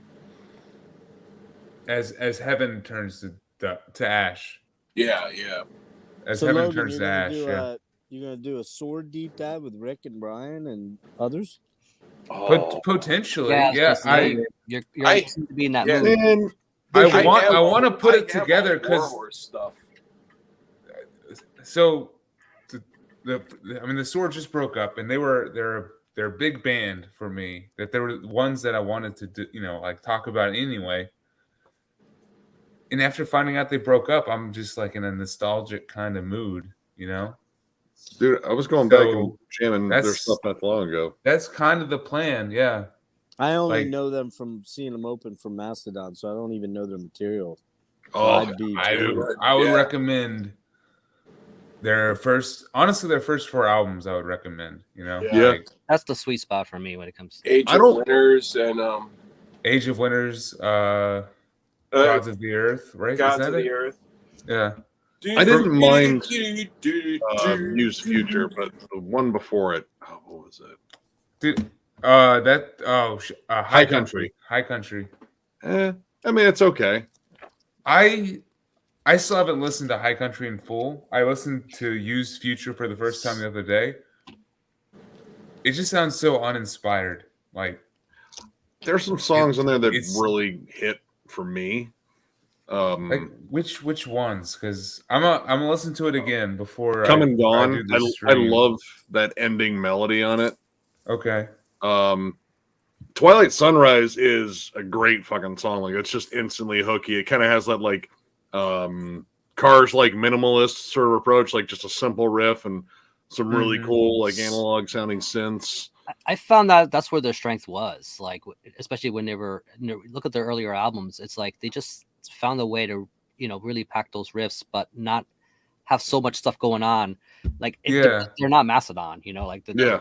felt like if I want some of that, I go to Mastodon, But then if I want to listen to the Sword, I wanted those nice chunky, simplistic but yet catchy riffs. Yeah, in every More instrument, melodic was able high to on fire breathe, stuff. I thought. I saw them live a few times when I lived in New York, and they're really tight live and like really clean. They're killer live. Yeah. They So, were the the split- first live band I ever saw, so they're Oh, really? big The for me. split that they did, I think, with Witchcraft is really good too. Yeah. Like this stuff that they have on that is awesome. It's like That's a it was, good it was band. retro in its own way. Like Witchcraft Mhm. took that sort of panagram school stuff, where it's Yeah. Sword sounded more of the Sabbath side of things. That's a good Yeah. band to start doing deep dives on, like picking sort of stuff that's not the common stuff. Like, I'm doing BOC tomorrow night, but for a couple of different reasons. It's one I've been sort of threatening to do for a long time, and Oh yeah. Dennis and I kind of agreed it was a band that we could work together on. But there's a lot of BOC stuff out there. It's not like, something. Right. Some of the other stuff I've done has been a lot more obscure.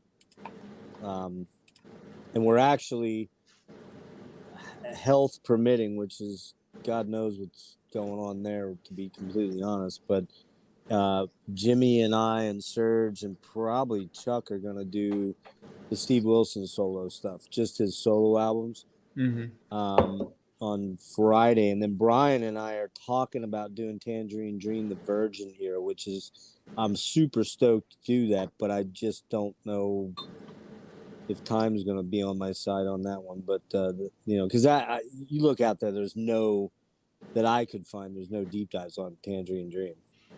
There's like documentary like things. Yeah. But deep dive on the albums themselves. Yeah, not like panel discussions. You know what I mean? Problem is, like Rick, you could jump in on that if you had time, but your time is tough right now because we're just talking about the stuff that I sent you. Those two Virgin Years, sets I sent you, which you probably haven't even dug into because there's fucking 11 or 12 like albums. to do the research kind of stuff, like to really dive in. Like it's just my day's kind of weird, just right. within the assignments and everything. Just it's like I can't fill my head with too much things going on. It just gets all convoluted, and that's why I don't know. It's all happening at the same time. You guys are all doing these deep dives while all this other stuff's happening. It's like, do you do all this stuff for your certification? You do it at home? You don't like have to go to a classroom or anything? No, like I don't know if you know how boot camps work. Like it's basically like it's not like a college. It's they do have college versions of that. But the problem with so if you're trying virtual, though, is it virtual? It's virtual, but there's so many different tiers of this. Like you can go kind of the free route or the really low cost route, but it's kind of like. And it could be like a bullet point right on your resume, but the way I'm doing is like I'm legit paying like kind of what I would pay for a semester, like an actual college, it's condensed down to like a year, rather than doing like 4 years of this shit. So it's like, wow. And Rick, what is it for? So are you in a full stack boot camp? Not coding in particular. There is a coding version of this. I'm going for interface design. UI, UX. UI, yeah. There is UX in there. I'm not going for UX specifically, but although they do teach UX, but we work in conjunction with the UX, people. So it's a different psychology. I did a boot camp 2 years ago for full stack. Yeah. And man, it's a motherfucker. I mean, it is like just the time you need to commit and the focus, and it's unrealistic expectations to think that someone can learn and maintain that much information in that small amount of time. That's why I went for UI, because I'm already doing graphics. It's like it's already a familiar. It's just the way you use your brain on that stuff is a little different because I work in the print world.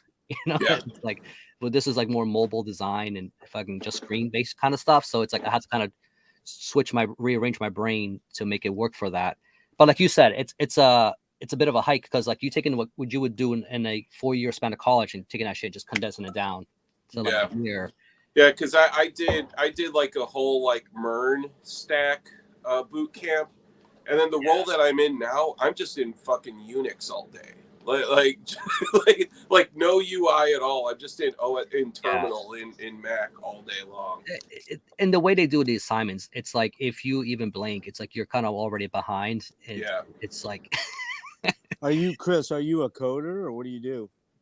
Right now I'm DevOps, but my role is new in the agency that I'm with, so it's kind of like. Right now, all I'm doing is I'm just migrating 350 terabytes of data from one server to cloud storage, which is a huge process. Sounds tedious. We're dealing with that right now in my day job. We're looking at a whole new server solution because it's like we have shit spread out everywhere because we have different branches and offices. So they want to just make one big master server with where everybody just taps into.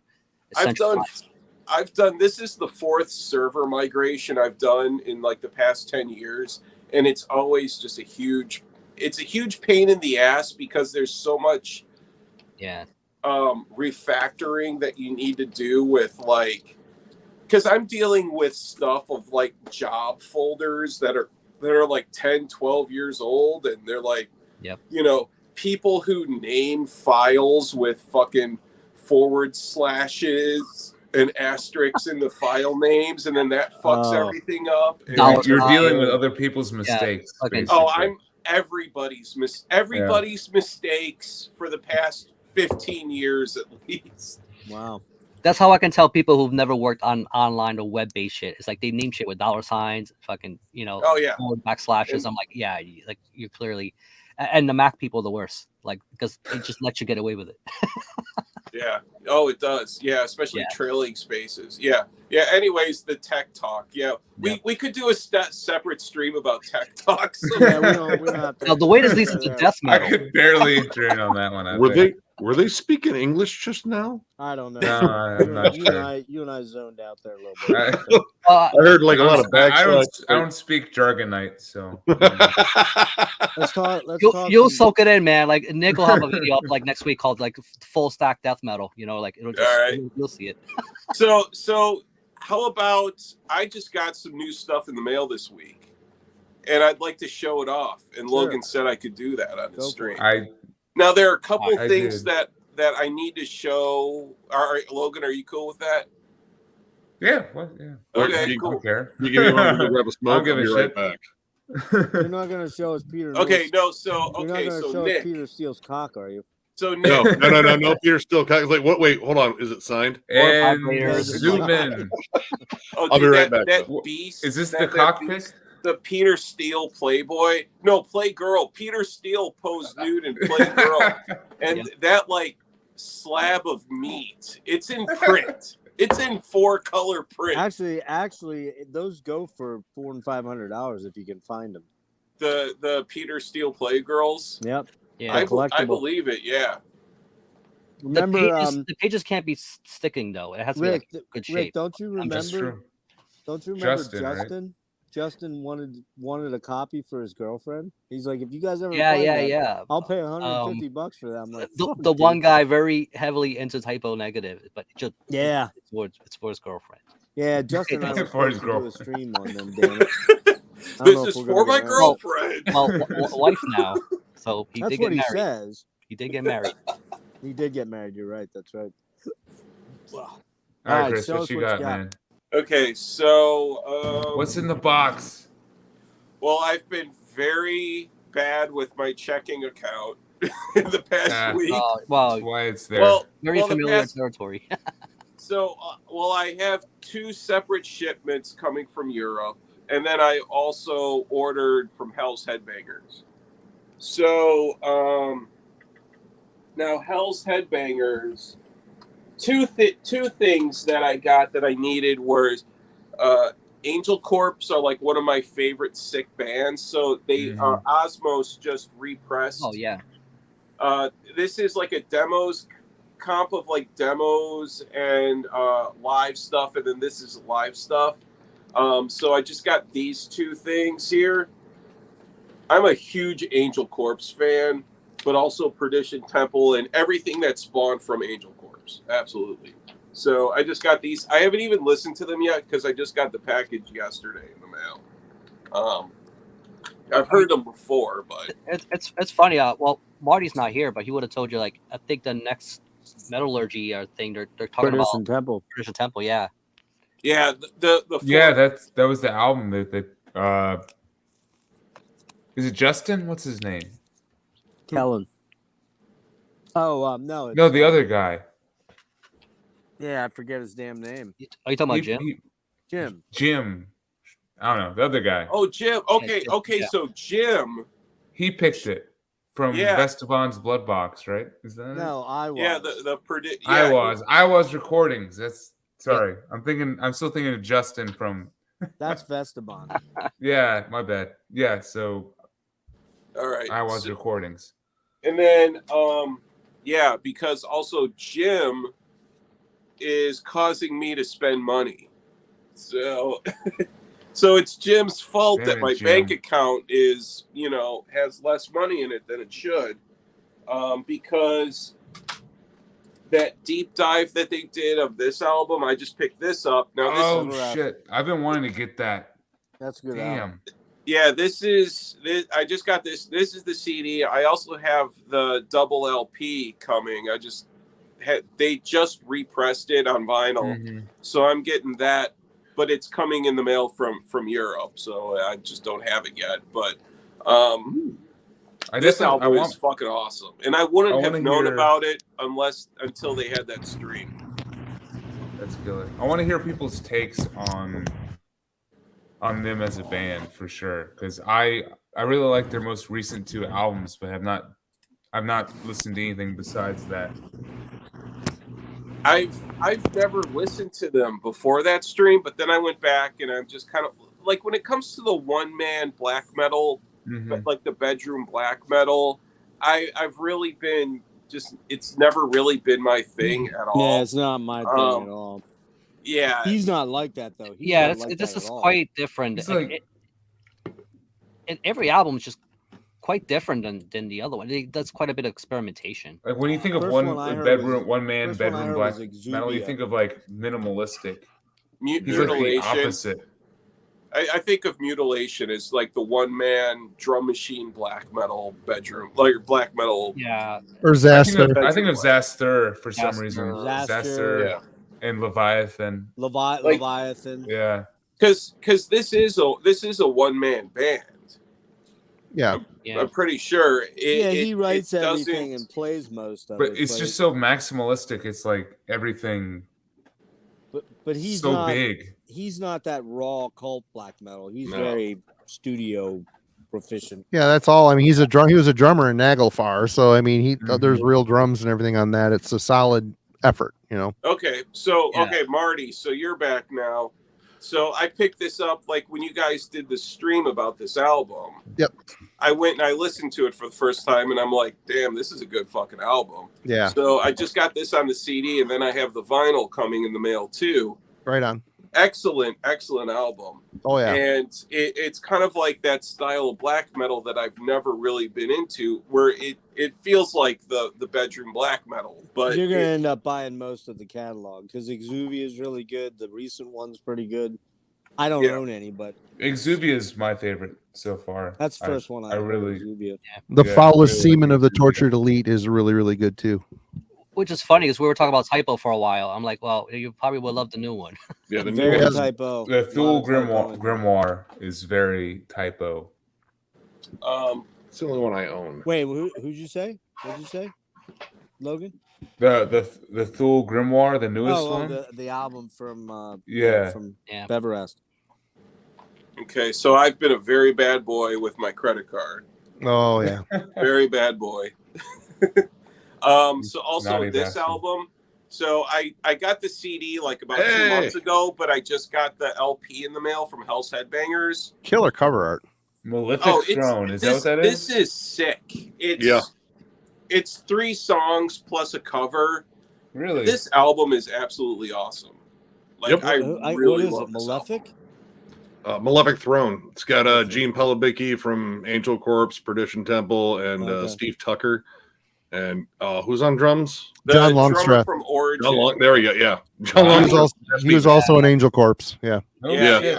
yeah. It's all Florida, like Wait, like that sort of core. I group. had no idea that he started in Angel Corpse. yeah. John- Longstreth was the original drummer for Angel Corpse. I thought he was Origin. Like that He was is. Well, he's That was definitely after. Origin. That was after Angel Corpse. Huh. Longstreth didn't Oh, shit. Longstreth also play with Gorguts? Oh yeah, Yeah, he colored sands. Colored That's- Sands. That's what I Yeah. thought, Yeah. Yeah. Yeah. Although the guy they He's have a now, great what's drummer. His name? Fuck. So, and then What- talking about Angel Corpse, Marty, I just got these 2, like the demo and live comps that these Yep. were just repressed by Osmos. Cool. So I just got these so I could finally round out my Angel Corpse collection. Never checked them out. Big fan of Oh, Angel them. Corpse, And awesome. then also, this one is brand new too, and this was just came out. The Chasm This is Oh, the it's new so one that they good. just put Yes. out. Oh, Yeah. not I gotta heard that get one. Yep. Corchado's the man. He Super is. nice guy. And I just got this in the mail today. I haven't even listened to it yet. So I'm looking tomorrow. I'm going to put it on. Like, it was delivered to my mailbox at 6:00 tonight. And It's I, really good. It's good. Rift This is- City, man. The I got issues with Stars of production. I Lost like the Reflective drums are Shadow clicky. is what it's called. So All Chasm is good. Yeah. it really is, and I never listened to them before, but like when you started talking about them, like in your streams, like about maybe a year ago or so, then I went in and I've been slowly picking up their CDs as I could find them online at like a reasonable price. This is They- a really good band, and I appreciate the DIY ethic between, Yeah. just distribution and production and everything. I found the 2018 reissues. God, which ones were they? God, their fucking album titles and song titles are ridiculous. Yeah, super long. Yeah, Conjuration of the Spectral Empire and Far-Seeing the Paranormal Abysm. Ism. Is Yeah. that new? That was- Did that you was just get those, Nick? Conjuration That was 2002, and then 2 or 3 albums back was the Yeah, Paranormal. No, I mean, 2009 did you was just get them Far-Seeing. though, Nick? Did you just pick them up? I just got. Well, I found them in Dark Oh. Descent's distro. I didn't know they had been reissued because I've been trying to hunt those down. And I mean, I had was a I think Perception. are those the Dwell, the Dwell ones? Because I have those. I think I got a gap filler too not too long ago. Oh, what we got here? Oh, that's another Chasm. Chasm. Yeah. Yeah. Spell of Retribution. Is that a? It's a Digit. Yeah. This is it's funny because we were talking about earache in the comments on the stream with Marty, and they're not too popular with their reissues. Yeah. Yeah. They I destroy their reissues. I think that's an earache press, Yeah. right? Yeah.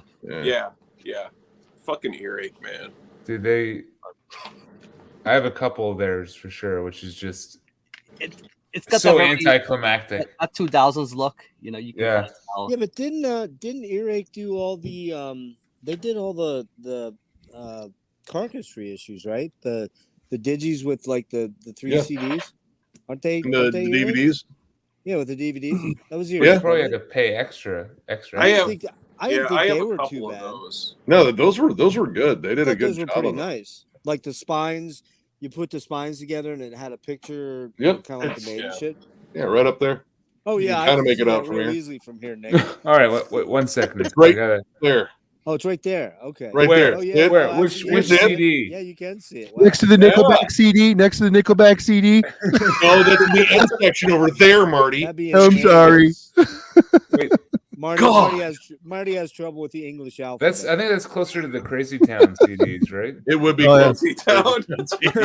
Those be over there. Oh, okay. There's enough Oh. space. Don't worry, the carcass is it's nice and isolated. Nick, serious fucking question. I'm not kidding when I ask this. Oh god. What are you gonna do when you Every run time. out of room? Are you just gonna buy another house or what? Not well. My next plan Tear walls involves. out? Well, I'm gonna move my Well, computer room upstairs because I'm putting it back to solo layout. You Dude, see all just do that the white? racks below. You've got all that bare You see all wall. that white That's what down I've been there? thinking about too. Like do racks below it. Yeah. I hate getting down there because you get older, gotta your get knees back get up. worse. They don't Well, you get lay on better. the floor and then you hit the life alert to have some fucker come and lift you up. No, you gotta move it over and make Help, sure I'm it's falling and I chronological. can't Just, get up. just think Don't of, call for help until you're done. just think Grab of that this, Morbid Nick. Angel Once Probably CD you're down box. there. You can once box you're the down on stuff. the ground, you could do the life alert, and then Shred can come give you mouth to mouth. No. I've fallen and I can't reach my cold chamber CD. Or did I say mouth to? Did I say Okay, I mouth don't to listen mouth? to them I much, meant but I need to ass know they're mouth. there. I'm sorry. Well, if you know I you're not gonna said- listen to it again, you can box like I mean, Chocolate Starfish. You're not gonna listen to that ever again, right? Like, so, Probably not. No. Like Okay, so this is another thing I got in the mail this Okay, week. what do we got? What do And we got? I'm calling dibs on this. Is that Logan and I? We're doing the Vital Remains deep dive before Ooh. anyone else can jump Oh, on are that. we? Vital Remains. That's my shit right here.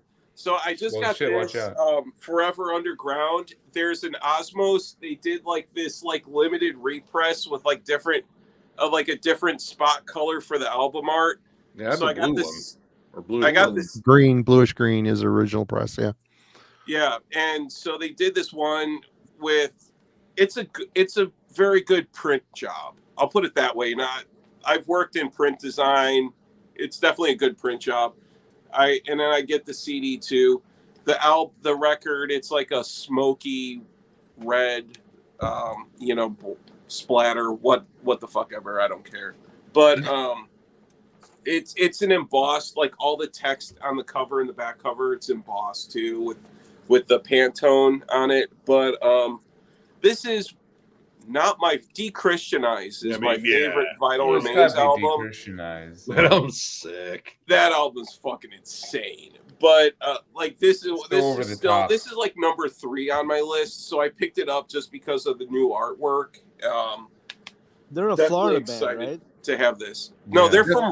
they're from Rhode Island. Yeah. Well, I mean, they got Oh. that's why they got lumped in with the Florida thing. Shit, I didn't know that. I thought they Yeah, were. So are they still based in Rhode Island? Have they been there this whole time? I don't even know if they're still together. When- I don't think they put anything. I know out. Dave Suzuki's Yeah. not in the band anymore. I interviewed him for Maniacs back in the day during Oh, yeah? Dechristianize. Yeah, he was a super nice guy, super Oh, yeah. talented. Yeah, he's doing Okay, Church so- Burn now. Yeah, Church Burn. This is the OG one over here. Yeah, Dave Suzuki. I think he was the What is this guitarist. Yep. He's also a Okay. drummer as well. He played Okay. drums on some of the albums too. Oh man, No, that no, is. awesome. That I is think he was probably the best Yeah. riff writer in the band. Like That's Yeah. cool. when he left, it seemed like it kind of went downhill. Actually, Yeah. Anthony Lazaro and Joseph Lewis. They're from Providence, Rhode Island. It says they're still active. Okay. They've had a I feel like I've run seen of- them tour for sure. like, yeah, I was gonna bad say. I luck think they with went singers, out on too. tour a couple years ago. I remember. I bet you could go see them in Rhode Island and get a lobster roll at a Sam Adams at the show. Yeah. You know, I like guess it goes enough with the Sounds like a good time to me. it That does. is a cool. That absolutely. is a really cool print job with that foil and yeah. spot gloss. and all that I shit. like the foil stamping. I mean, this has still the embossed like spot the Pantone, with all of that. The vinyl, it's a very nice pressing, and I think it's limited to like 500 copies. So I was just like, fuck it, yeah, I'll pick it up But yeah, Dechristianize is awesome. That's my favorite. Man, watching this with everybody's backdrops, it really does kind of nail home the fact that we're all very, very sick people. Yeah, we're all in a state of arrested development. I thought you were gonna say Giant Losers for a second. I was worried. Well, I was going to leave. Like, seriously, I do identify with that, but it's rude. You're all kicked off. Ooh, there we go. Oh, yeah. Okay, so Destroyer Okay. 666, Violence is the Prince of This World. I love this album. What- and is it that was an EP? just What is that? repressed. No, it's a They're full length. That's their Australian, debut. Their debut Oh, full sorry. length. Shit. Yeah, It's their most war metal sounding album. He just came out of Bestial Warlust, and Which, yeah, I yeah. have both of those. This one's. I do not have that one though. I just got this out. I think. No, New Era Productions put it out. I don't. Yeah. I think it's legit. I don't think it's a boot, but I don't know. I just got on Hell's Headbangers website with a little too much money to spend, and Phoenix Rising, man, they some of their best shit ever's on that album. It's such an anthemic, awesome record. I Phoenix love that Rising. album. Phoenix I Rising haven't is watched in a couple awesome. of months. Is Justin Horville still calling people fags and homos and? Oh, Probably. Justin Horville is still Pink Justin Panty Boys Horville or for something sure. like that, Yeah, or panty wearing boys. Nap I panties, think the swimming thing nap he's panties. like, Doubles. "What's up, devils? Doubles. Hey, bruh. Like I Double usually bra, pause bra. after he says that. Like, I have to laugh for a little bit. What's now. up, devils?" I tried desperately to engage him, and he wisely didn't engage me. But He I couldn't tried for a little hang. while. Yeah, I couldn't goad him into it. I tried. Did you try luring him in with a bra? Dude, you- I if you even lure him in with I Rob Ross- invited him to come on with me and debate some of the So shit he here's was the- talking about. Here's He the didn't- first he didn't- press, Phoenix Rising. Yeah, that's nice. I Yep. have two of these. Oh, cool. Actually, Yeah. I don't know how I ended up getting two of them, but I Oh, still damn. have them. So, I think I also have a first press of, the one with the wolf on the cover. Oh, Unchained the Wolf. Unchained the Unchained the Wolves. Wolves. Yeah, I have a first press of that too. Me too. I got the white vinyl version of it. I have the blue vinyl. of that. You got a But, CD. It's pretty cool. yeah. Which off of, Nick, you and I were such losers. Oh, we only you buy got the version with the CDs, silver man. color in the back, right? Yeah, it's Kinda got it's shiny on the back of it. It's pretty cool. there's a wolf on the cover. There's a wolf on the cover. Yeah. Just imagine though, Nick, if you had to double dip on, if you were a double dipper, Uh-uh. like, dude, like No. the fucking- Unrealistic. Well, the space you would need, forget about the money because Triple. you'd just be in credit card hell. Hell, I sent him a record, and that fucker is probably under a Nope. bunch of dust. No, it's in our backdrop. It's been in our backdrop. Oh, right on. Yeah, I put it up there right next to Carcass and Nick, where's the no, backdrop? the Which backdrop direction? for videos, the Oh, reviews okay. and shit. Yeah, it's still back there. Actually, we just Exit got. layout. I was at a what I assume was the largest garage sale ever in Lucky, Ohio. That's where John and Miller live. And we were walking around. I found someone had a really nice framed picture of Tony Iommi. Nice. Well, fuck, how much you want for it? Like, oh, well, I'll take like $20. Like, dude, I'd fucking spend $20 on this. Are you kidding? It's even got a nice frame on it. But yeah, we Cool. have that. That's actually sitting right next to your album in our backdrop. Nice. Yeah, I recased the CD so that can go in my So shelf. basically, what he's saying is that album will actually never get played, but it's. Oh no, it's been played. He gave me Oh, the has CD. He was Well- smart about it because like Oh, he the doesn't CD have- came along. Oh, CD. Yeah, came come with the record. Yeah. Oh, you're Which- talking about your album. I'm Yeah. Which album okay. did you send? I The got you. Yep, Glorious yep. Dead? Yeah, Yep. the first one. Where are you Yeah. guys Good. at with your? Are you done tracking for everything, or where are you at? Yeah, the mixing mix. The mix is about done finally after a long slog, and then it needs to go to mastering. The artwork's done. It looks killer. Who did your artwork? Nate Burns again, The same guy. and we got to get band pictures done, which is always great. A bunch of old fat fuckers. No matter what angle, it doesn't look good. We got filters now, Marty. You can just Yeah, the hourglass shaped filters. CGI and some muscles for me. Yeah, Take a page out of We need stunt Exodus doubles. book and sit behind a bar or something. I don't know. We need to see you and TJ all oiled up Man-O-War style. oh yeah, that's Or it's like that, El that's so Duce and somebody else rubbing bellies. That's what it would look like. Nacho I Libre. love.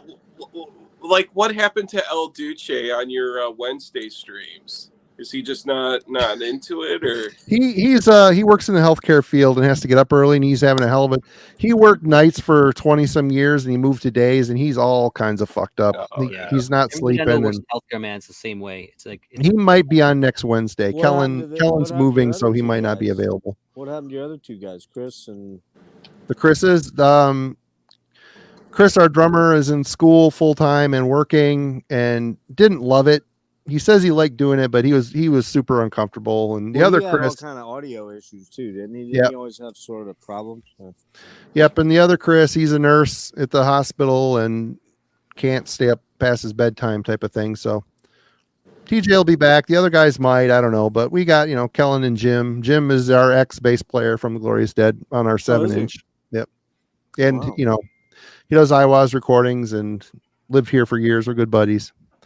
They do a good job. Him and Kellen, we get Rick on there sometimes too, and we have a good bunch of talent to pull from. They all pull their weight and they do a great job. So Alan was on this past Thursday night because he thought that we were going to slam on St. Vitus, so he had to say some good things about him. But we all had good things to say about that record. So Wait, Well, didn't you I guys think do you were Die smart. Healing? yeah, we Going did on Die after Healing. Blind Oh Guardian. god, I Like, fucking love that album. It's good.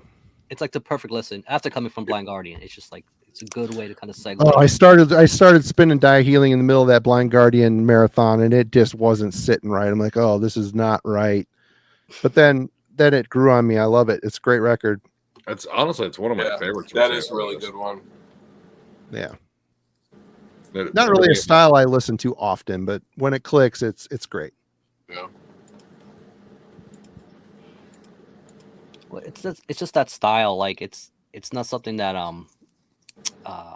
when people say they don't like it, I can understand. Like Yeah. Oh, Alright. totally.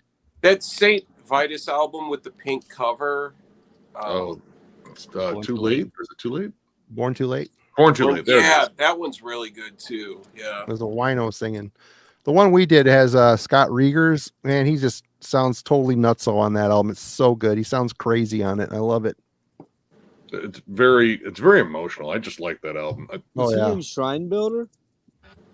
Don't know. I think. I know he's on they got him back again. He's on the latest St. Vitus record.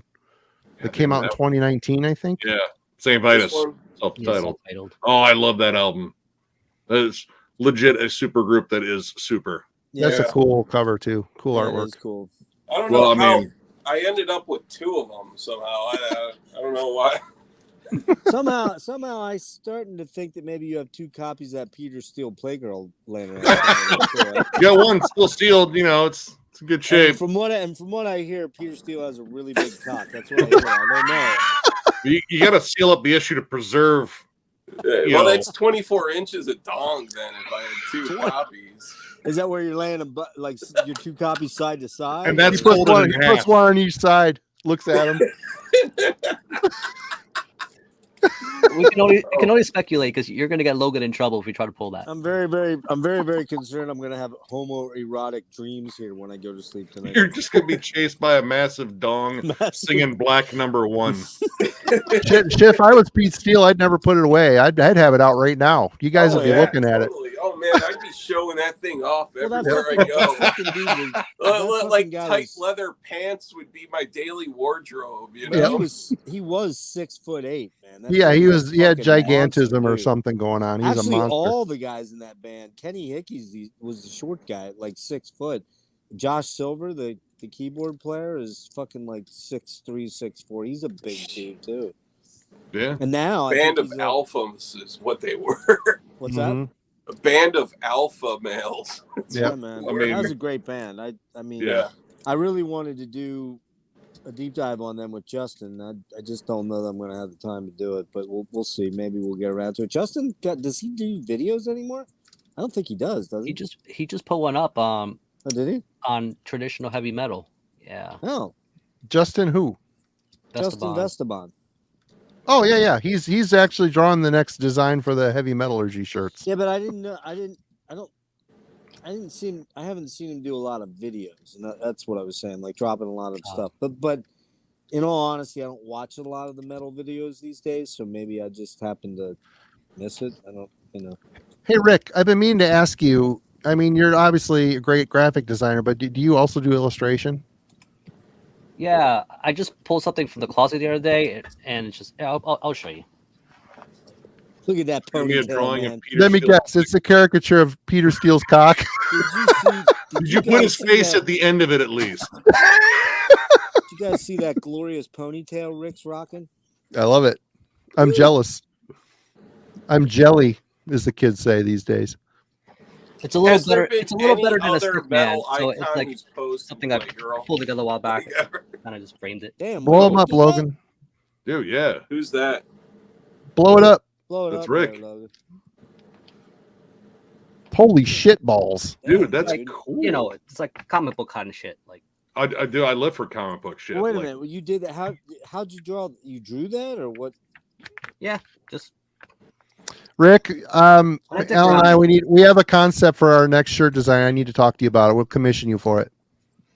No freebies. No freebies. whatever, We pay. whatever you got. Be happy to help. It's going to be cartoonish this time.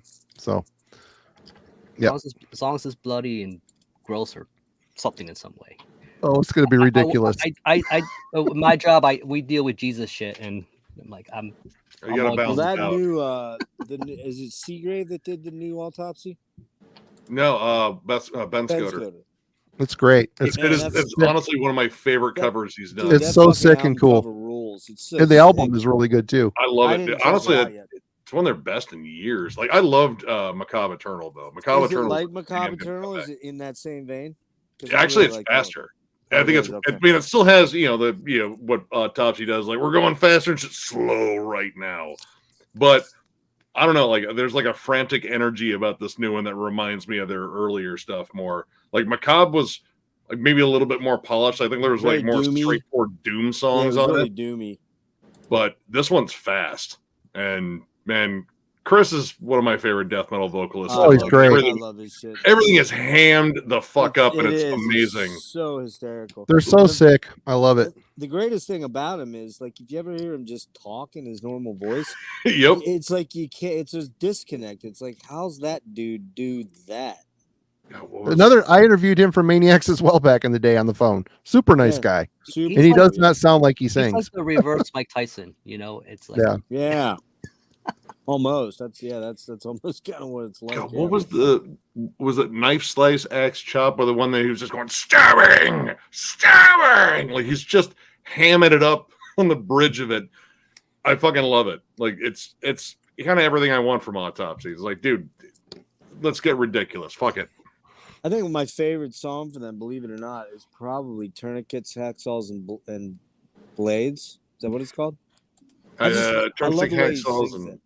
oh, Graves. Graves. Yep, Tourniquets, Hacksaws, Graves. I love Just that showed it fucking- tonight. love that album. Yep, I got that on the box set, the big book box set. Oh, I nice. love how stoned this album sounds. Like I said in the stream, is you put it Yeah, all on, those- you could smell the pot coming out of the Yep. grooves. All their shit. Steve DeGorgio's bass work on here is so fucking sick. He's such a great record. They're like a stoner death metal band. I love Yeah, it. I don't think I knew that DeGiorgio played on that. He did. He also played on the Fiend for Blood EP. Okay, I Yep, actually I have didn't know that that. EP. See, I That didn't guy- get into them. It wasn't like I had heard about them, but I think it was when they came back with the Tomb Within EP. Like everyone was making a big deal about it. I was like, oh, you know what? Maybe I should check out this band. And I fucking love that EP. It's And so good. Yeah, killer artwork on it too. oh, dude, it's great. Mm-hmm. Well, I don't know, Marty. I remember you talking about you. Did you help? I remember you talking about Relapse. Did you help them move from Millersville down to Philly? I didn't help them, but I was there just at the end of them being in Lancaster, and then they were in the process of moving. They had most of the shit there when they moved to Upper Darby, Did you ever go to the actual retail store down on 4th Street? I was never at the South Street? retail store. I was Okay. in the warehouse. I mean, that was better than the retail store. You could just Well, when I went, the walk retail through store and was kind of browse. weird. It was actually pretty small, but I'll never forget. I went in there 2002. I was actually down to see Porcupine Tree before they kind of broke, if they did break, but before In Absentia came out. And I walked in there and they were playing Last Fair Deal, which I'd Mhm. never heard. I never heard of Catatonia. So I grabbed that, I'm walking around, and the next thing I know, I just hear this fucking unholy shit coming, and I'm like, dude, what is this? He's like, oh, dude, that's Autopsy Mental Funeral. I'm like, sold. Mhm. And that I still think Mental Funeral is just one of the sickest sounding albums ever. Oh, yeah. It's just got so much atmosphere. It's almost like the fucking thing's just oozing slime from it, you know? It's kind of I love funny it. too. On this pressing, this Ken guy was listed as the bass player, but he did not play bass on it. DeGorgio did. Oh, really? Yeah. Didn't know that. But it makes sense because They're all buddies. They're all in the Antioch, California area. Yeah. Sadus was. They're all buds. So yeah. you never forget that feeling when you hear like that death metal album. It just gives you just the chills, like that Autopsy album. Like, Left Hand Path did that to me like the first time. Oh yeah. Fuck yeah. Oh, fucking A, man. That thick as a buffalo fucking guitar tone. First time hearing that, I was like, album. holy Yeah. fuck. I didn't know a every guitar could make that noise. Yeah. Like And the I cool was thing about legit that shocked. album is every song on that album is catchy as fuck. Yep. Yep. Oh, Love that album. HM2 fucking Boss HM2 pedal. It max all the buttons out. That's what it sounds like. Who It's said good it? for one tone. Someone said on a stream, and I think I walked away for a minute, and it was something about the old school bands, or the bands now doing the old school sound, and like they were able to capture Okay. that. Was that you, Marty? I say they try to capture the feel and the style, but they don't capture the riffs. The old school had riffs and songs. The new school has cavernous sound. That's what they have.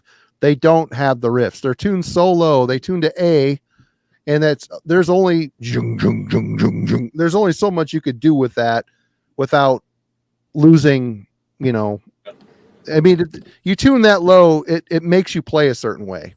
There's just And some a albums lot where- of these bands tune that low, and they just have that cavernous, deep thick sound, but It they makes don't you wonder, play like, the riffs. Well, You know, and you know, like another thing I've been thinking about too, because I've gone back and I've been listening to Megadeth again and bands like that.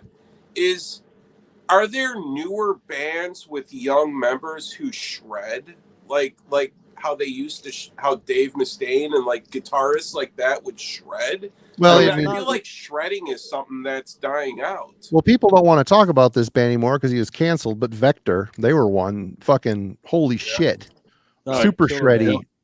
Yep. Well, they're back. No, they're back together. Yeah. Well, they got booted. signed to Century Media. They announced it, and they got lambasted, and then the Century Media kicked them off the label like the next day, Is that recent? Like fairly Yeah. recent? like 2 months ago. Oh well. I because of was Dave? like, Because of I Dave. was looking online and just at some forums about guitars, and there were like guys who were saying that like, oh, sell your guitars. Like if you have like Les Pauls and guitars worth a lot of money, sell them now because in like 10 years the value is going to plummet because people won't shred or anything like what they I do don't- now I and like think- what they used to do. It depends on the bands. Like I just saw Revocation not too long ago, and Dave Davidson, He shreds. that dude shreds, and he's a really fucking good guitarist, kind of all around. Cryptic Shift. That cryptic Yeah. Shift Yeah, is oh, fucking dude. killer. You turned me onto that band, Jeff. Thank you for that. I And- bought that 4-way split in the full length. That's And great. they're working on Yep. a new one right now. They're fucking. Mm. Is it going to have a 23-minute shred fest on it though? I don't know. Well, I guess we'll have to see. But Well, I mean, like this whole like blood incantation, cavernous death metal style. There's not any shredding or like solos or anything. there It's is. There are, but- atmosphere. Well, all right. I think the thing that a lot of bands get caught up now is like the atmosphere thing, and they think that means dissonant, riffs and melodies all the time. I Yeah. like that, but that's like a seasoning. Like, Yeah. I want the meat of it. That's the riffs. Don't. There's got to just- be songs. At the end of the day, there's got to Yeah. be songs. Just and I love- dumping garlic salt. This modern death metal, old school death metal resurgence is great, but man, a lot of the bands sound the same, and that's Yeah. not Yeah, old guy that's- screaming at the clouds shit. It's fucking my true. thing. That's my It's thing. true. Only a couple of them stand out. Like Tomb Mold's really, really good, but everybody sounds like Tomb Mold now. Once Oh they yeah, have but that they sound. broke big. They became the But- base plan. But Well, now, but then also a lot of it's become about merch. Oh, yeah. it's a lot about merch. Yeah, Saying it it's has like a to be. bug. Here's an I album mean, I'm in love with, and it unfortunately I feel like it's not going to get talked about enough. It's just that new Viagression. Oh, that's an old band. Yeah. But this album, it's sick. I haven't know heard it's a it. long break. I've heard But- of that band. I've never jammed them. It's great, man. Like it Nick, does what's not the name of sound that- like Expound Exor. Like it's got more melody to it. It sounds like almost like a different band, but they didn't lose their catchiness. It's got really good production. Killer cover art too. what's the name Yeah, of that band you just did, Nick? That has three of the guys from Crypt Sermon in it. Daiva. or Oh, something? Oh yeah. I don't even know how to say their damn Dude, band. there's that is a fucking riff fest in that. Dude, thing. it's pretty much Ara Noir and fucking Absu worship done like fucking spot on. It's good. It's I- awesome. I I like mean- the thrashier songs for the most But part. I Like the think black metal Chris- songs are really good, but the thrashy songs just fucking rip. Chris, I think what you're getting at more is though that that in thrash it was still a thing to do a really nice long solo in a lot of different songs. Megadeth, Metallica, even Slayer, although the solos usually kind of sucked because it was just a lot of fucking whammy bar bullshit. Oh, yeah. But Marty's right. There was still there's memorable shit that you can. But like I went back like Marty when you guys did the Megadeth deep dive. So then I went back. I wasn't there for that, but and yeah. I went back to Rust in Peace or Love that record. like just all that early So Far So Now, like all that.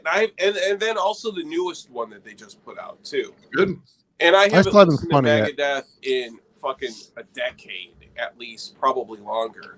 And I'm like, holy shit, Dave Mustaine can fucking shred. I mean, Fuck just yeah, he like can. listening to him play, and I don't hear like new bands coming out playing guitar in that way, But seriously, think about who he had playing with him. Chris Oh, Poland, dude, Kiko's Well, Kiko, Okay, Chris yeah. Poland, Marty Marty Friedman. fucking Friedman. Yeah. I mean, these guys. As much as I respect Dave as a songwriter, he's not a shredder like those guys. I'm just No. being honest. He can play solos well, very good. He's a great But- riff writer, though. He's a great Oh, riff there he writer. is. He's a great Yeah, song, that's and he's the a thing. really solid songwriter. But and a lot of people shit on Metallica, but Kirk's early leads on stuff on Ride the Lightning, and they're good leads, man. I mean, Yeah. they're memorable. Think about it. He hasn't been doing that though. Have you noticed? No, He does a lot of wah metal, squawky shit. Of course, Lars is there, like, no, do this, do that. I mean, he's like right. composing him, conducting what he's doing. I still So like this that is album. this is the 4 LP box set that was mastered by George Marino. I think like 10 years ago or so is when this was put out. But it's And Justice for All spread across 4 LPs. Jesus. 180 gram virgin vinyl sounds fucking amazing. Like this is It's a great album. There's a lot of really killer songs on it, but Yeah, the whole bass thing, is what it is. But that's the last album that when I listen to Metallica, it's those first 4 albums. Yep. I really don't. And ever reach Garage for- I do like Death Magnetic quite a bit. Death Magnetic has some songs that like all Yeah. Nightmare Long. I think is a fucking solid song. Like Some it's great actually- riffs on there.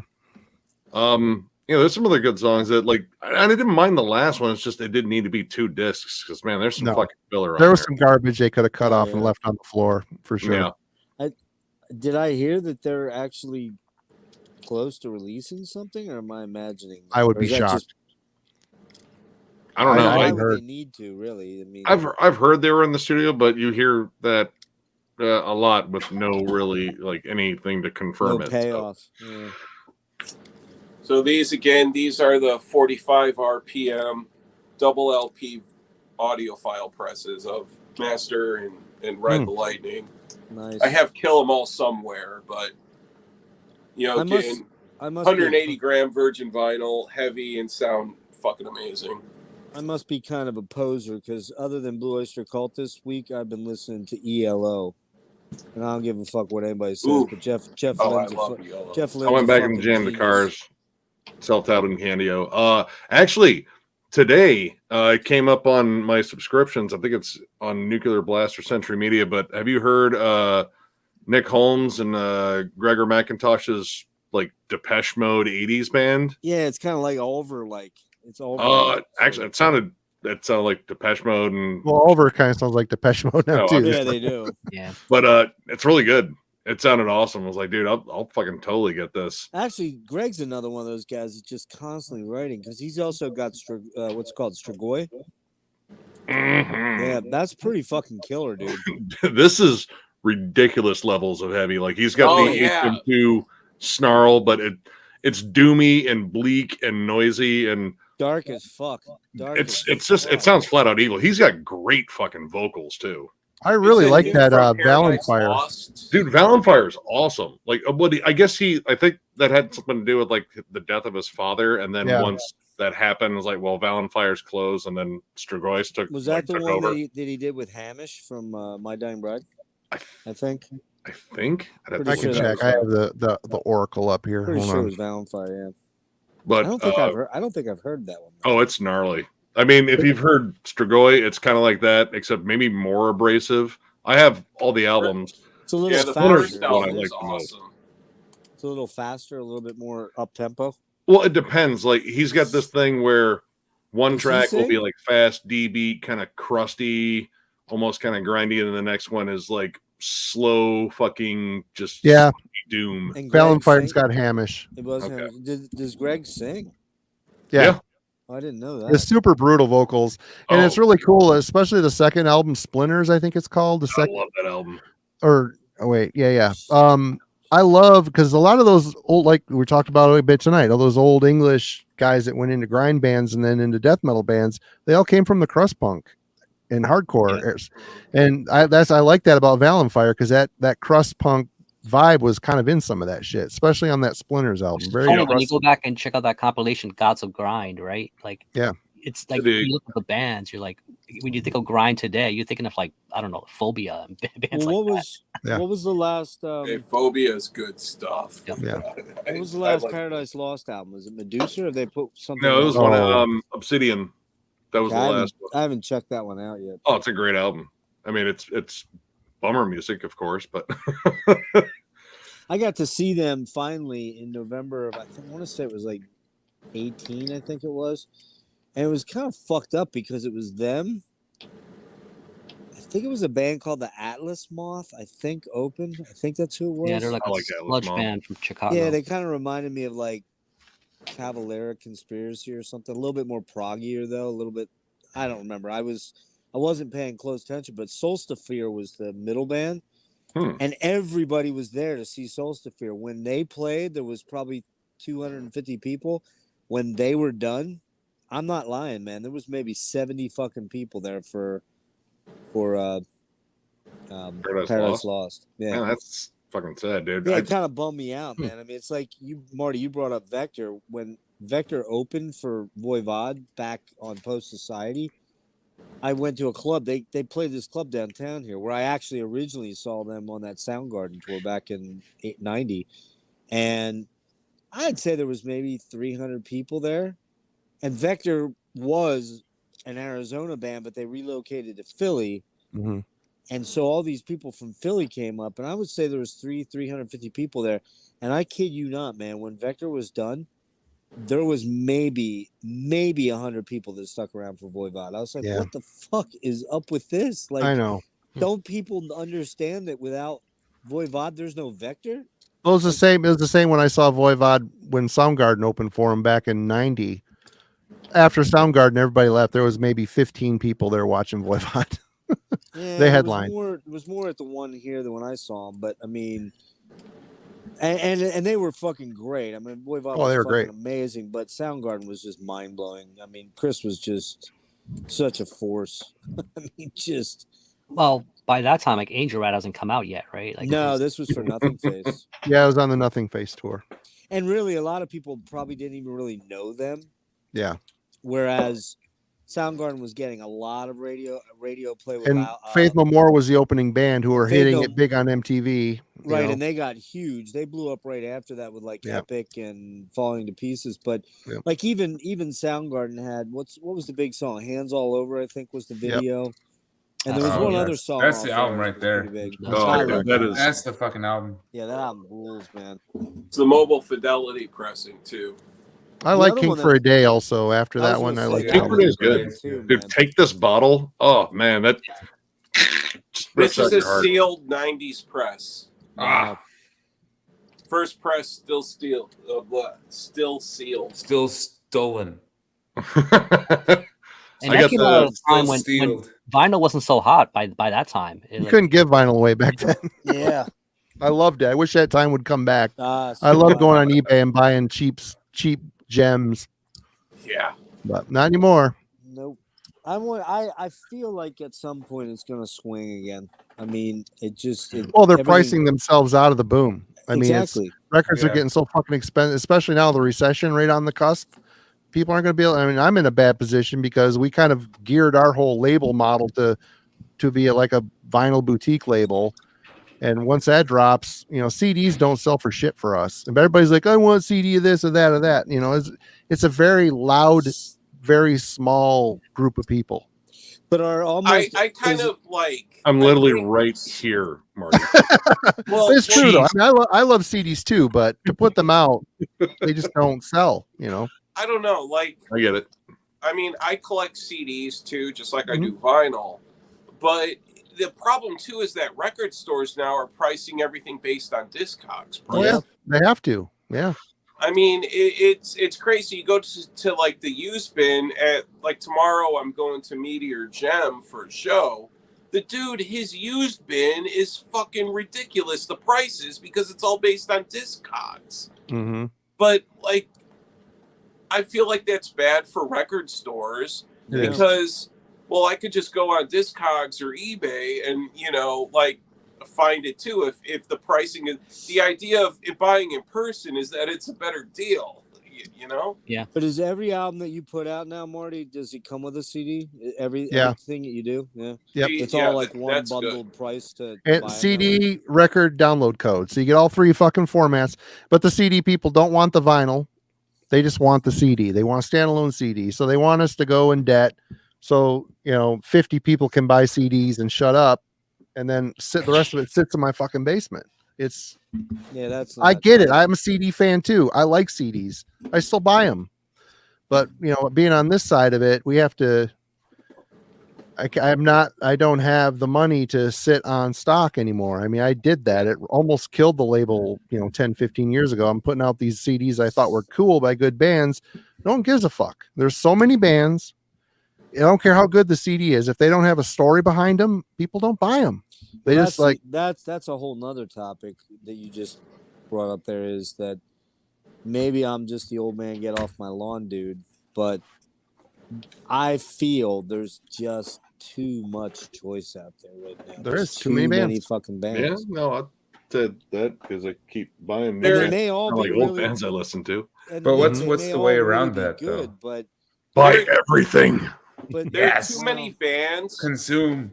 but also there is this big disconnect because, like, I have over 2,500 CDs and over 1,000 records, all killer, no filler, and everyone's like, "Oh, vinyl sounds better. Need to buy vinyl." Oh, well, 90% of the vinyl that we're buying nowadays all comes from digital masters. Sure.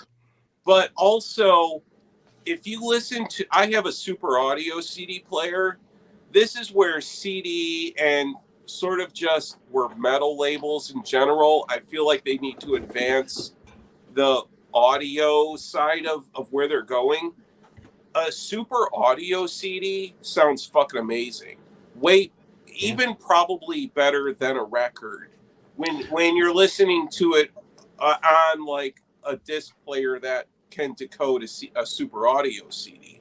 And this is, or that's where I would like to see audio advance is a better form of digital audio. Go beyond the Red Book typical CD standard of 16-bit 44.1. Let's go to like Super Audio CD, where it's a higher bit rate and high. Chris, I get what you're saying, and that's great. But for the music we listen to, it's typically, unless it's a big budget release on a major metal label, 90%, 80%, 60% of the records are recorded in dudes' basements on their computer. This phone came with GarageBand on it. Would I record an album on it? No, but recording software has become affordable and people can do it. They're not recording shit for that high fidelity. So a Super CD would highlight all the fucking problems with the recording, But here's the other major thing with that, Chris. And I mean, I think I'm not speaking for you, but what I'm hearing is that, I'm 56 years old, almost 57, man. And I've been to a lot of fucking shows in my life, and I rarely ever wore fucking hearing protection. My ears are fucked, man. Mine I'm gonna too. be honest with you. If Bad. I walked into a hi-fi and let's be honest, there's in my town of maybe 100,000 people, there used to be a couple of really high-end audio places around. They're gone. And the reason they're gone is because most people can't either afford it or don't want it.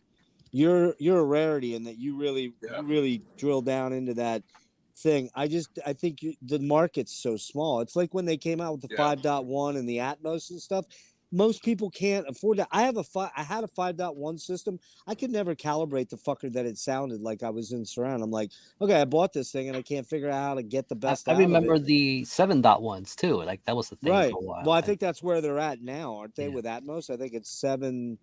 It's 7.2, I believe, or something where it's like there's shit on the ceiling, and then like Steven Wilson has that set up, but he has the money to go buy something like that. And the only shit that's getting released on that, they'll re-release, Dark Side of the Moon in that. Great. It was a bazillion-dollar budget, classics with high budget recordings that benefit from that. But so I'm not dissing you, Chris. I'm just saying. No, I'm not dissing you either. I'm not at all. Where there was a hybrid disc, like a hybrid disc of where you have the CD audio layer, but then you have the Super Audio CD layer with it. So that way, because I buy Super Audio CD hybrid discs, of albums where it's like, okay, I like my all-time favorite album ever is Violator by Depeche Mode. And there is a reissue that I had to buy from Europe where it's a dual layer CD, but it has a super audio CD layer because my all-time favorite song ever in the world is Enjoy the Silence. Great song. And I'm so bored with just the CD sound of that album where it's like, okay, I need the super audio CD sound.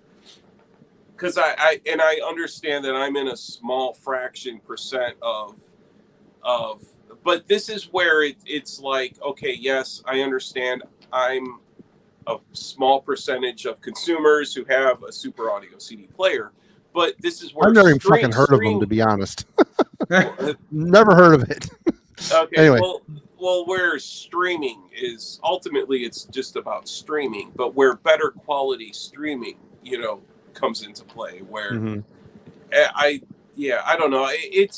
But metal is such a vinyl loyal community where we're so loyal. It is now. It is now, kind of. Because is it actually the pricing though? is going to kill it though. That's the thing. They did this again though. They did that again. It's so stupid. That's what I mean. Like cassettes is coming back.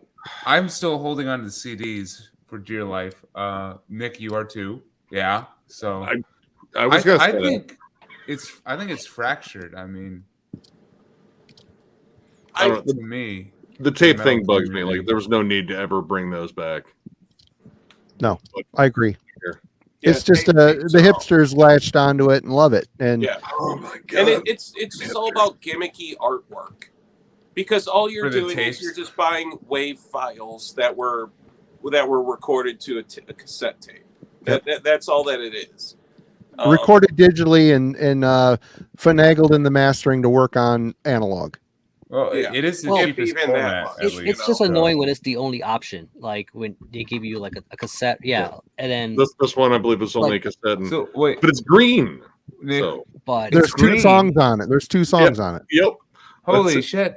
It's just we got sent a package from Dystopian Dogs Records, and I'm sure they saw some of the videos of me bitching about tapes. We got tapes anyway. I'm gonna find a way to.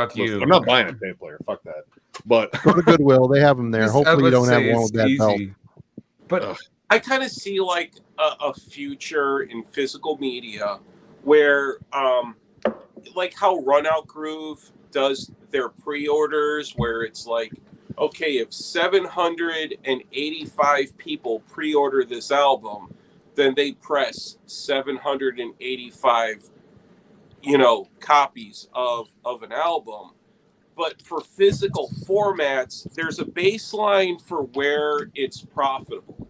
And,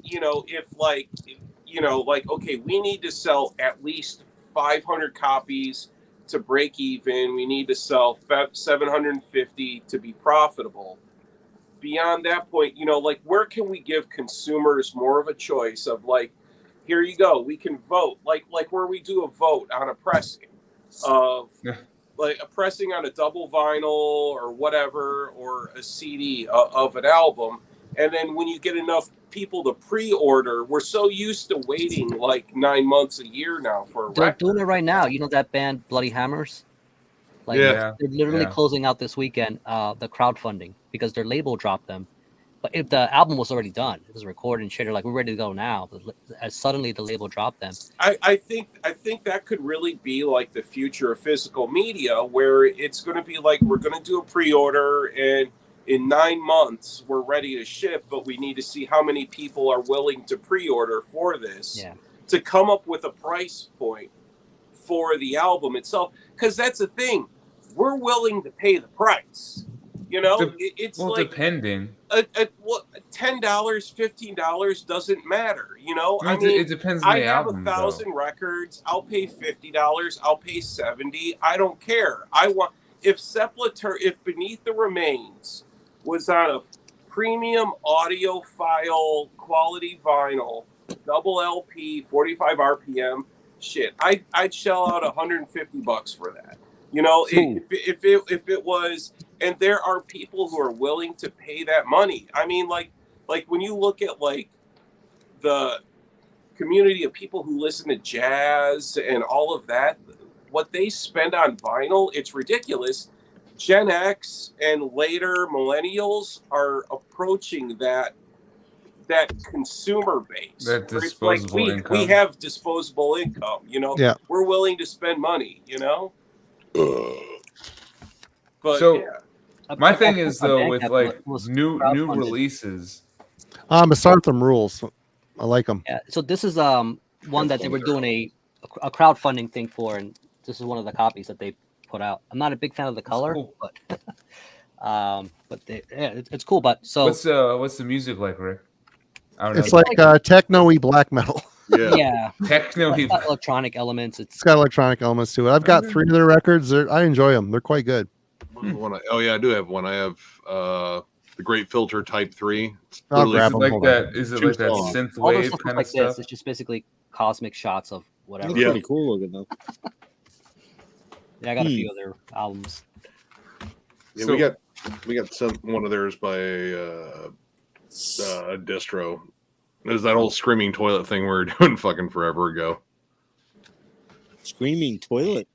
Yeah, it was one of Shred's buddies was also a YouTuber, and he hooked us up with this distro that sent him. You know, he reviewed horror movies, Oh. so he's like, "Yeah, they got a distro for music. And they have a ton of metal." All right, this is the Misanthrone, Masartham. Misarthum. Okay, I'm gonna No, have they to got the look 'em whole up. crab Oh, yeah. nebula thing going on. Can't read the fucking. My eyes are fucked. All right, give me one of their albums to Spiral get Galaxy. on the download. Nice. They're on Bandcamp. Which one? This one is this one doesn't have a name. It's like dashes and symbols for the name of the album. I forgot Where what are it they meant. from? Yeah, I have that one too. There's the album name right there. The dots, a Morse code thing. Where are they from? Oh, now I know. Okay. Where are they from? I don't know where they're from, to be honest. They're from Australia. Vacuum Oh, right. Solution, is that it? I got the How do you first guys- 3, how and do I've you been guys wanting to get even- the others, but it's just they're expensive, and I got these on vinyl, so I want the others on vinyl, and that ain't gonna happen. Oh, well, the fucking shipping is probably insane. That's Yeah. the one that I have. Okay. Yeah, one Okay, track so is I over 21 minutes, and the other one is over 18. I That's never cool. even heard of them. I No, got neither have I. sucked into. Well, okay, here we are. Perfect. This is where I got sucked into buying the album of a band because their artwork is awesome. But then I listened to That's the the music thing. and I'm like, okay, this is mediocre at best. And Throne Records did these represses of Spectral Lore. Oh, I you think- didn't like Spectral Oh, that's Lore? that Greek one man thing. Yeah, we put Yeah, out a split. Exactly, which means it's crap because it's a one man band, so that means it's Ah, Oh, ah, not entirely true. god So- damn it. So Which I one? got these, and then these. So here's this one, and oh shit! Oh There it no! goes. Oh. Quick, cut Okay, the hold feed. Good thing you have a second copy of it. Oh no. But this is. They were like, oh, this is limited to 75. 75 copies of this are pressed, and again, Pretty. this is where Cool pressing. Looks Yeah. awesome. Like the I- secret of the ooze pressing. Chris, Whatever. you talk shit about splatter and stuff, but I think you really like it because. No, I don't. I like black. Well, what is I- that then? I'm tired of this colored vinyl. It is. It's kind of a thing. It's I agree. Black vinyl's fine. You go to $20 bin, you get your oodles of choices of 15 fucking choices. Yeah. It's a Yeah, marketing. it's a marketing ridiculous. tool. This Mhm. whole like when Relapse did the Oh, they're still again doing it. death represses, and they were like, "Oh, this is butterfly splatter something." I bought all those. I was like, "You gotta be fucking kidding me!" Yeah. Like there, I remember that. I got the splits and the butterfly press and oh, the butterfly. This yeah, such a garbage. Like, yeah. and then here's another one. I bought this too, and again, this is all this. And then I listened to the albums, and I'm like, this is just fucking bedroom black metal. You see that's There the is Spectral nothing Lore. special about this at all. Yeah. I'm such a fucking tool to pay the money for these Well, there you go. At because least you own it. I bought into the merch core. Yeah. You know, I bought into the merch core. Well, how many different variations of the new Dream Unending, and how many different variations of Worm is there already for the new Worm? Worm Gotta be like Worm 25. is such a fucking comic book. It's Like, overrated. I like it, but it's not great. It's not as great as the hype around no, it not is. at all. I don't know. I really enjoyed it. Like that It's last good. I one mean, it's was not good. terrible, but it's just like, It's very Well, what's dungeony and what's very gonna be gothic. I love the interesting lead is- work. The lead work is honestly what The lead really work makes it is stand solid. out. Yeah, I'm gonna be interested to see what happens at Decibel Fest, because Oh yeah. I don't think they've ever played out live, and this is gonna be their first live sort of deal. So it might be interesting to see. I do like it. I think it's. I don't mind it. I kind of like it, and I liked what I heard in the little snippets coming up. I didn't order it, obviously, but I you mean, I'll know, probably no, get no. it. Isn't Worm just that one dude who used to be on Ken's death metal crib? Yeah. What Phantom Slaughter is that? It's his Phantom Blue name? Guy. Slaughter, Yep. yeah. Right, he wears mascara on a live Well, there's two stream. other- Like, But it's seriously, like- it's you like need to that, be your though. It's character okay. on a fucking It's live Manscara. All right, it's different. Corpse Scara. stream. In all fairness, though, that kid, and I say kid because he's in his mid-20s, like my kids are. He seems to have a real good grip on all Yeah. the influences that come with. Yeah. it. Yeah, And- I like those. I like those streams where he was trying to be all like, you know, Evil. fit the part and stuff. although I will say this much, he in the streams I've watched him on, he can absolutely outdrink you, Logan. Like Yeah, that he's guy. a maniac, dude. And the whole Dude, time he's he's got- doing this too. He's chugging. doing this, and he's like, chugging the whole time. He does it man. with style though. He's got the he's got like candles, the 3 whole works. substances in his system. He has definitely the is into it. backdrop set up well. I get it, but I think it's pretty cool that he's you know I kinda don't. like I'm a stuff, but bitter I- old man. I don't But I like don't like Marty it. said, you know what Damn happens? kids is and their everybody gets mascara. hyped. But everybody gets hyped. Blood Incantation got hyped. Spectral Void. They got hype, but Blood Incantation, they did the work. They've Yeah. toured I think they all over did the the fucking work. place. They They've been to have. Australia. They have clocked in the road Oh, yeah, miles, yeah, man. yeah, yeah. They And- they and deserve just- it. They were And just here to Tumult, yeah. too. No, like and I'm Tumult, not saying- especially because the drummer is the lead vocalist. That makes Tumult unique. Yep. And Yeah, the that whole is. sci-fi artwork that Hey, you I know s- that they're I using, saw it's two definitely Mold at unique. Decibel Fest, and they were killer live, man. Yeah, I they're thought they were great. great. He's like, well, you know, if Phil Collins can do it, I can do it. Dude, like the work he is doing though, like granted it's a small kit, but he is constantly going, and he's an aggressive fucking drummer I was too. gonna say, Yeah. I think How long's it been, Tumult though, is since- different. They're How long's it been since they put an album out? Was that 2019? 18? oh Oh, it was 19. Yeah. Planetary Clairvoyance was 2019. Well, they put out the demo. it was an EP or demo. Yeah, Like two Nope. songs. 2 songs and like an ambient track in between. That was good. I mean, they're probably going to release something I hopefully was going to next say year. something must be coming in 23. Yeah. I would think. Probably. Is We saw this, yeah, Tumult. Well, they put out that like ambient album last No, that or was this Blood year, Incantation. right? No, That that was Blood was Blood Blood Incantation. Incantation. Time Wave, yeah. Man, people were pissed. Time Wave Oh Zero. yeah. I like I that. like album. it, but I I thought it was like good, Tangerine dude. I Dream. could feel like I I'm gonna think- put this on and chill to the background sounds of the universe, baby. I don't know. I own But that I one. see, but Chris, I see what you're saying. You're coming at it from the right mindset and wanting quality sonically to match what something, the format. But vinyl has changed over the years. Like back in the day, here's a good example. You listen to Merciful Fate, Melissa, or Don't Break the Oath on vinyl. You sit there, you can hear the room they recorded in. They recorded it analog for analog. That combination right there is a winning combination. Like all those old 70s records.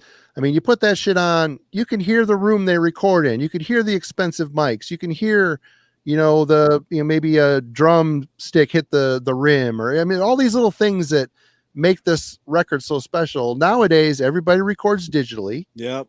Very few people can afford to record on tape. And a lot of people don't have the talent to record on tape because you can't fuck up on tape.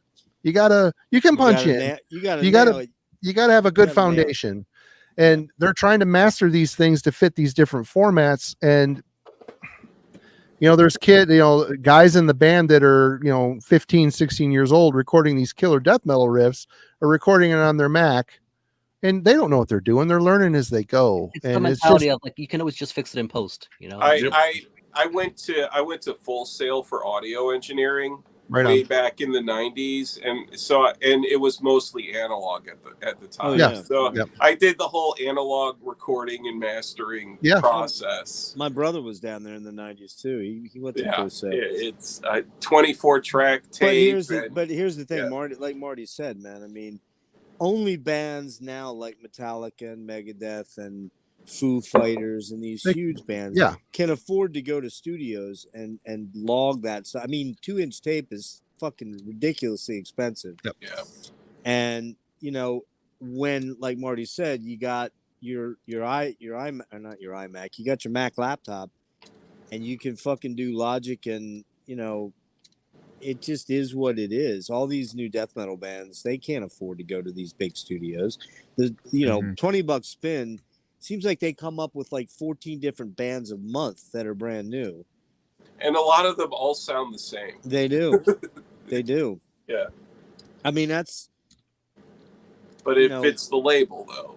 I mean, that's why, quite frankly, I jump into bands that are from the 70s, like Blue Oyster Cult or Marillion or Yes, or fucking, all those bands recorded in big fucking studios. And don't get me wrong, I like a lot of modern death metal, although I would say I'm probably the least knowledgeable amongst all you guys because I don't follow the rabbit hole on Bandcamp or whatever, because I get in there and I'm like, okay, that sounded a lot like that.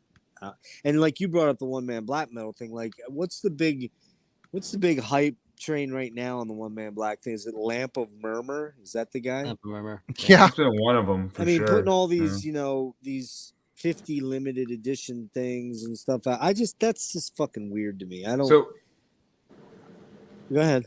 Real quick to quickly jump back to the whole audio thing. You guys were talking about like the bands and the technology that they have access to record the superior hi-fi recording. We're not even talking about like the modern listener. Like, I think the modern most metal people listener, listen to their shit on their phone. Exactly. They're not going to be able to enjoy or truthfully appreciate it. Like it's. I mean, like even if you're like, oh, I'm different. I don't like to listen to stuff on my phone. I'm gonna go to Goodwill. I'm gonna buy a shitty DVD player to play my phone has so much goddamn music on it. Yeah. I was gonna chime in. The average listener is not gonna focus significantly on creating the audio setup required. Well, that's what I was saying earlier about Chris. He's in a small group of people that is super specific about what they want to hear with their audio. Yep. And now, like I said, it's doubly small. Years ago, we had these. I think we had 3 or 4 like high-end audio stores here. They're gone. Here too in town. They're gone. They've been gone for a long time. Yeah, one here in Toledo. Actually, he's like doing really well too. He actually put me in the listening room and showed off. God, what they're like $13,000 a piece fucking speakers. Right? Did you bring your Cerebral Rot CD and put it on there and he got picking up the nuances, bro. When you can hear to reinforce the stereotype, he got a copy of Dark Side of the Moon. But literally, when the clocks came on, fucking time, dude, like, feels like legit, it sounded like they're in every point. But the thing too is also remember is that someone who's buying a Cerebral Rot album is also buying a Steely Dan repress, or they're also buying. A lot of them are, They're also buying like a fucking Marvin Gaye. What's going on? Maybe. I mean, it's killer album.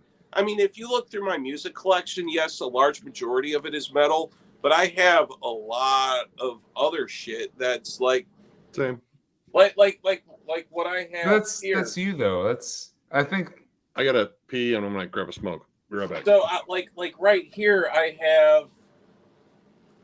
This is Jana Starker, who's like probably one of the greatest cello players ever. Is that the dude from Flash Gordon movie? No. I'm pretty sure No. that's Ming? that's Yul Brynner in West. He's a Westworld. cello. He's a cello player. But then I have Miles Davis. Yeah, you're kind like of blue. Chris. You're like me, man. I got tons of fucking miles. Oh, I missed Ming the Tons of Merciless. Coltrane. Damn it. What's that? What do you say? I miss Ming the Ming the Merciless. Charles Mingus right here. Oh, that's not him. But Yeah, you're a consumer of a lot of different types of music, but And the that's general awesome. guy the general guy that's buying Fetid and And cerebral rot. Yeah. Cerebral Rot and fucking Tomb Mold and stuff. They Sanguish Sugar Bog. I I don't will believe say- that the market should pander to 22-year-olds. No, The no, no, market but- should be like, okay, you young people, whatever, we don't care about you. Let's look at the get off of my lawn guys, and let's sell to them. Are you biased though, Chris? Oh, extremely biased. The problem is that the demographic, it's where have you walked into a Hot Topic? It's like where's the Yeah, money I mean at? that's Where's the ridiculous. money at? you look at the demographic, what that's geared towards. You walk in there, it's like Slipknot shirts and fucking. I mean, you're the rarity, dude. Like I would say, of all of us here, Chris, you're probably the rarity. Rick buys a lot of shit. Marty buys a lot of shit. Nick obviously buys a lot of shit. I used to buy a lot of shit, but dude, don't even get me started. Oh, Probably damn my it. favorite fucking album of all time. Marty, have I talked about that album about Couple 8 million times. fucking times? Couple times. Fucking that album is so beautiful. Which edition is that though? It's the Mobile The Fidelity. Mobile Fidelity one. Yeah. Yeah, I have the 5 CD box set with the vinyl, and yeah, that's the Capo, yeah, right? Or no, that's not nice. that's not That's the their- Capo. That's the first one, right? It's their debut, I think. Yeah. I have that one. I just got this one, the Electric Light Orchestra. Oh, I love that album. Yeah, I just got listened to this it one. earlier this week, man. That's a classic. But see, I'm a cheap ass, man. I'll buy the box set and listen to the CD. I'm good with that. I don't need to have the vinyl because I don't know. That's just me, you know. Like I Mhm. said, my ears are fucking fried, anyways. I struggle with. Hey, Chris, I don't want you to think I'm sitting here poo pooing you or your ideas here because they're great. I really agree with you. And I wish, because I'm a medium guy, a physical medium guy as well. Although I used to hate the digital thing, but once I bought a better Bluetooth speaker, I bought a nice JBL thing. I use it a lot because I can't always be chained to a stereo. But I just think times are about to get super fucking hard, and it's going to be really weird to see what happens with musicians and people that put out records and Wait a CDs minute, and they're tapes. gonna get hard. Like, So they're going to get you're harder. You're buying groceries. Oh, right? we're Have you nose seen what the diving into another recession. Yeah, we're Yeah. noticing, and then the war in Europe is going to become a bigger situation than I think. Well, and Yeah. 2024 is going to get fucking scary, man. Because I don't want to get political, but you know where No. I'm going. Things are going to get really fucked up in 2024. I fear. Probably. Yeah. And we're in. This is seriously no joke, man. I just went out today and bought $44 worth of groceries, and I literally had one bag of groceries. I was like, Oh, what half it's the a bag, fucking fuck? probably. crazy. It's Groceries. ridiculous. Yeah. I would spend It's- before like a year ago, I would spend $50 a week on groceries and I'd be set. Because it's Yeah. just me. I don't have kids. I'm single.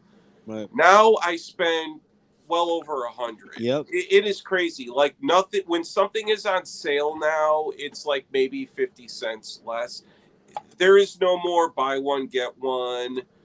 I shop. I buy what's on sale. I go for the buy one get ones and all that.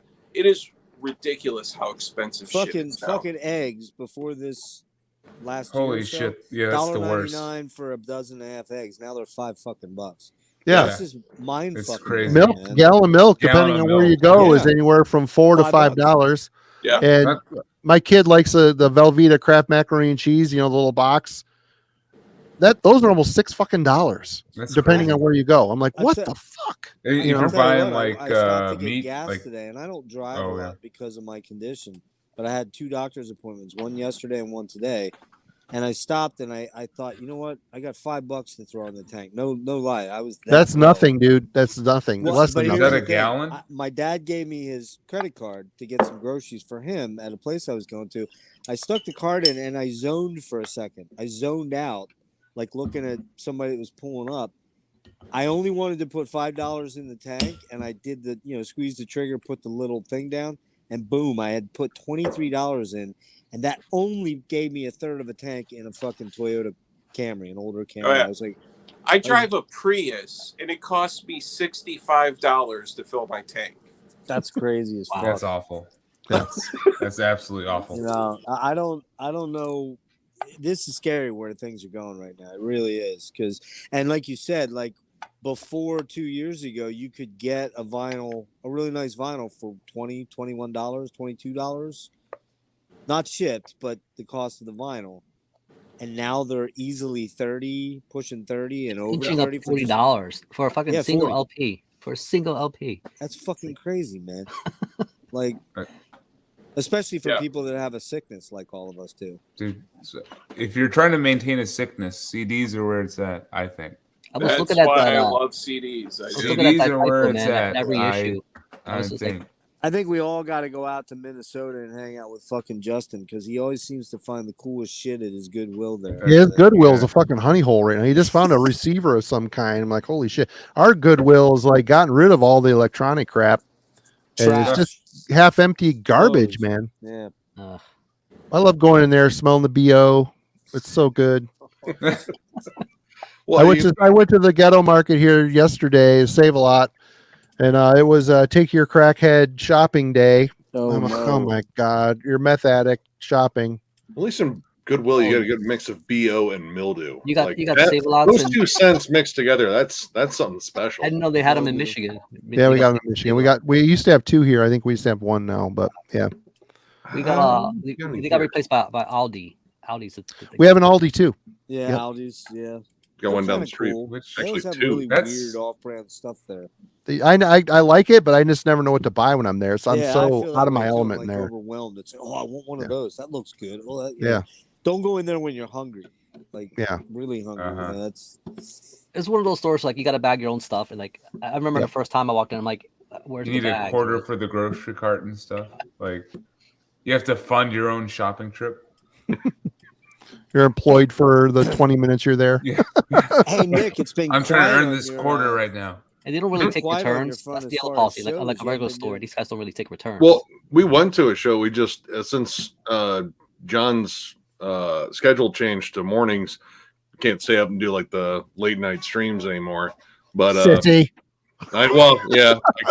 Has he tried? He even requests off the next day, like, oh, I'm just fucking tired. It's like, well, it's because you're old. Smoke And- less weed, brah. Brah, brah. Dude, bro. Too close. being a Then we went to panty go boy, see brah.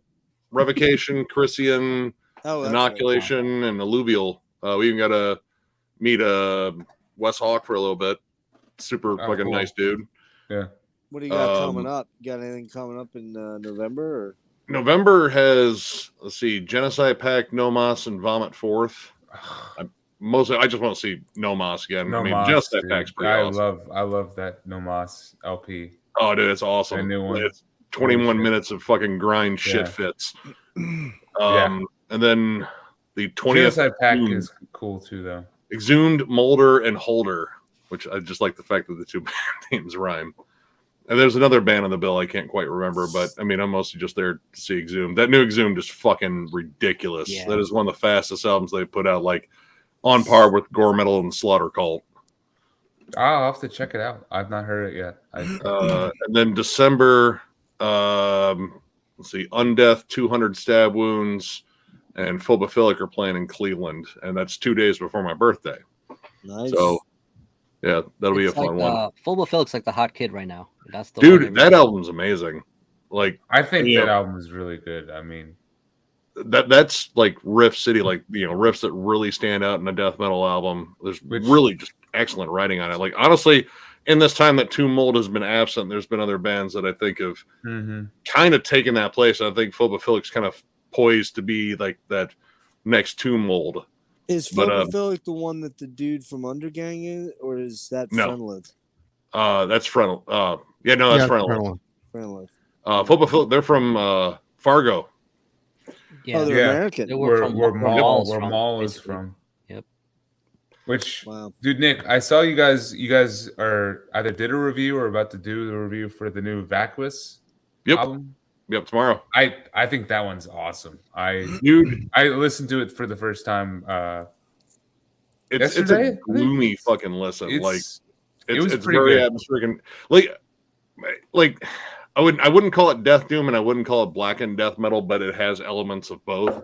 Mhm. Like it's just a creepy kind of somber listen, but at the same time it's still ridiculously intense. But yeah.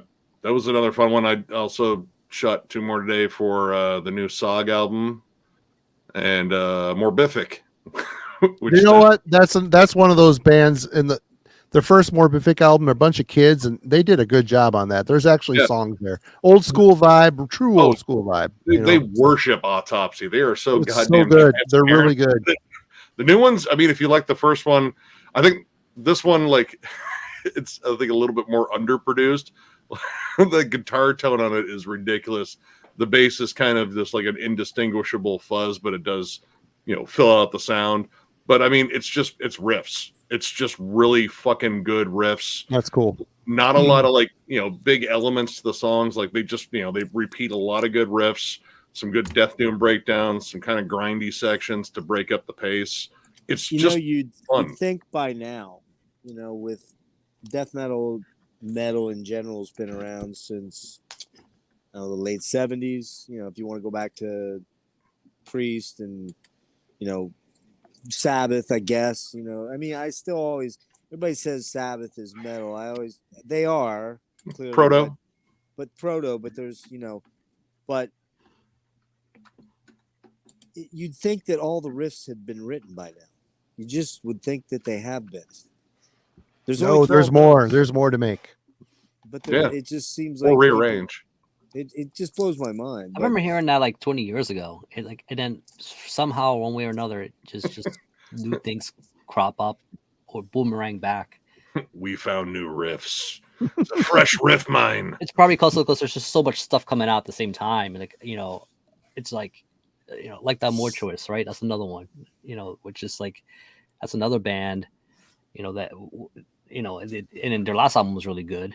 I like I haven't heard the new one yet. New one's good. I think they got a little too caught up in the riff a minute style, and there's stuff like if you went back to it or carried on an extra measure on some of these parts, let those riffs really sink in.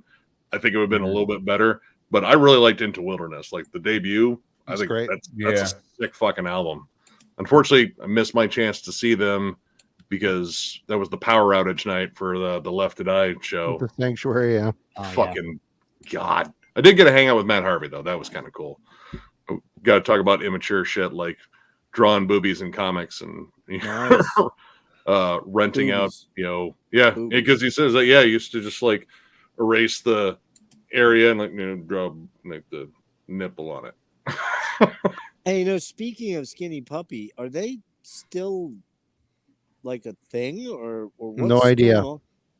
Because it's been what 6 years, 7 years since they put an album out. Yeah, what was the last one? Was it Weapon? Hanover? No, Weapon. Hanover. Weapon or Hanover? I think It's one of those. Hanover, I think, was it, and that was like 16. I want to say, or 15. Hanover was 2011. Is it really? 2013 was Weapon. I think that was the last one. Maybe you're right.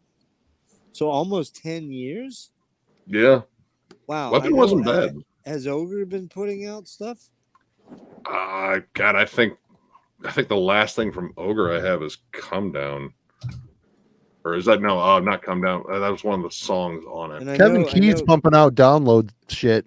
Is he still doing download, or is it stuff? just... And then he also did the music for Cats albums. Oh, really? Yeah. Hold on. Wow.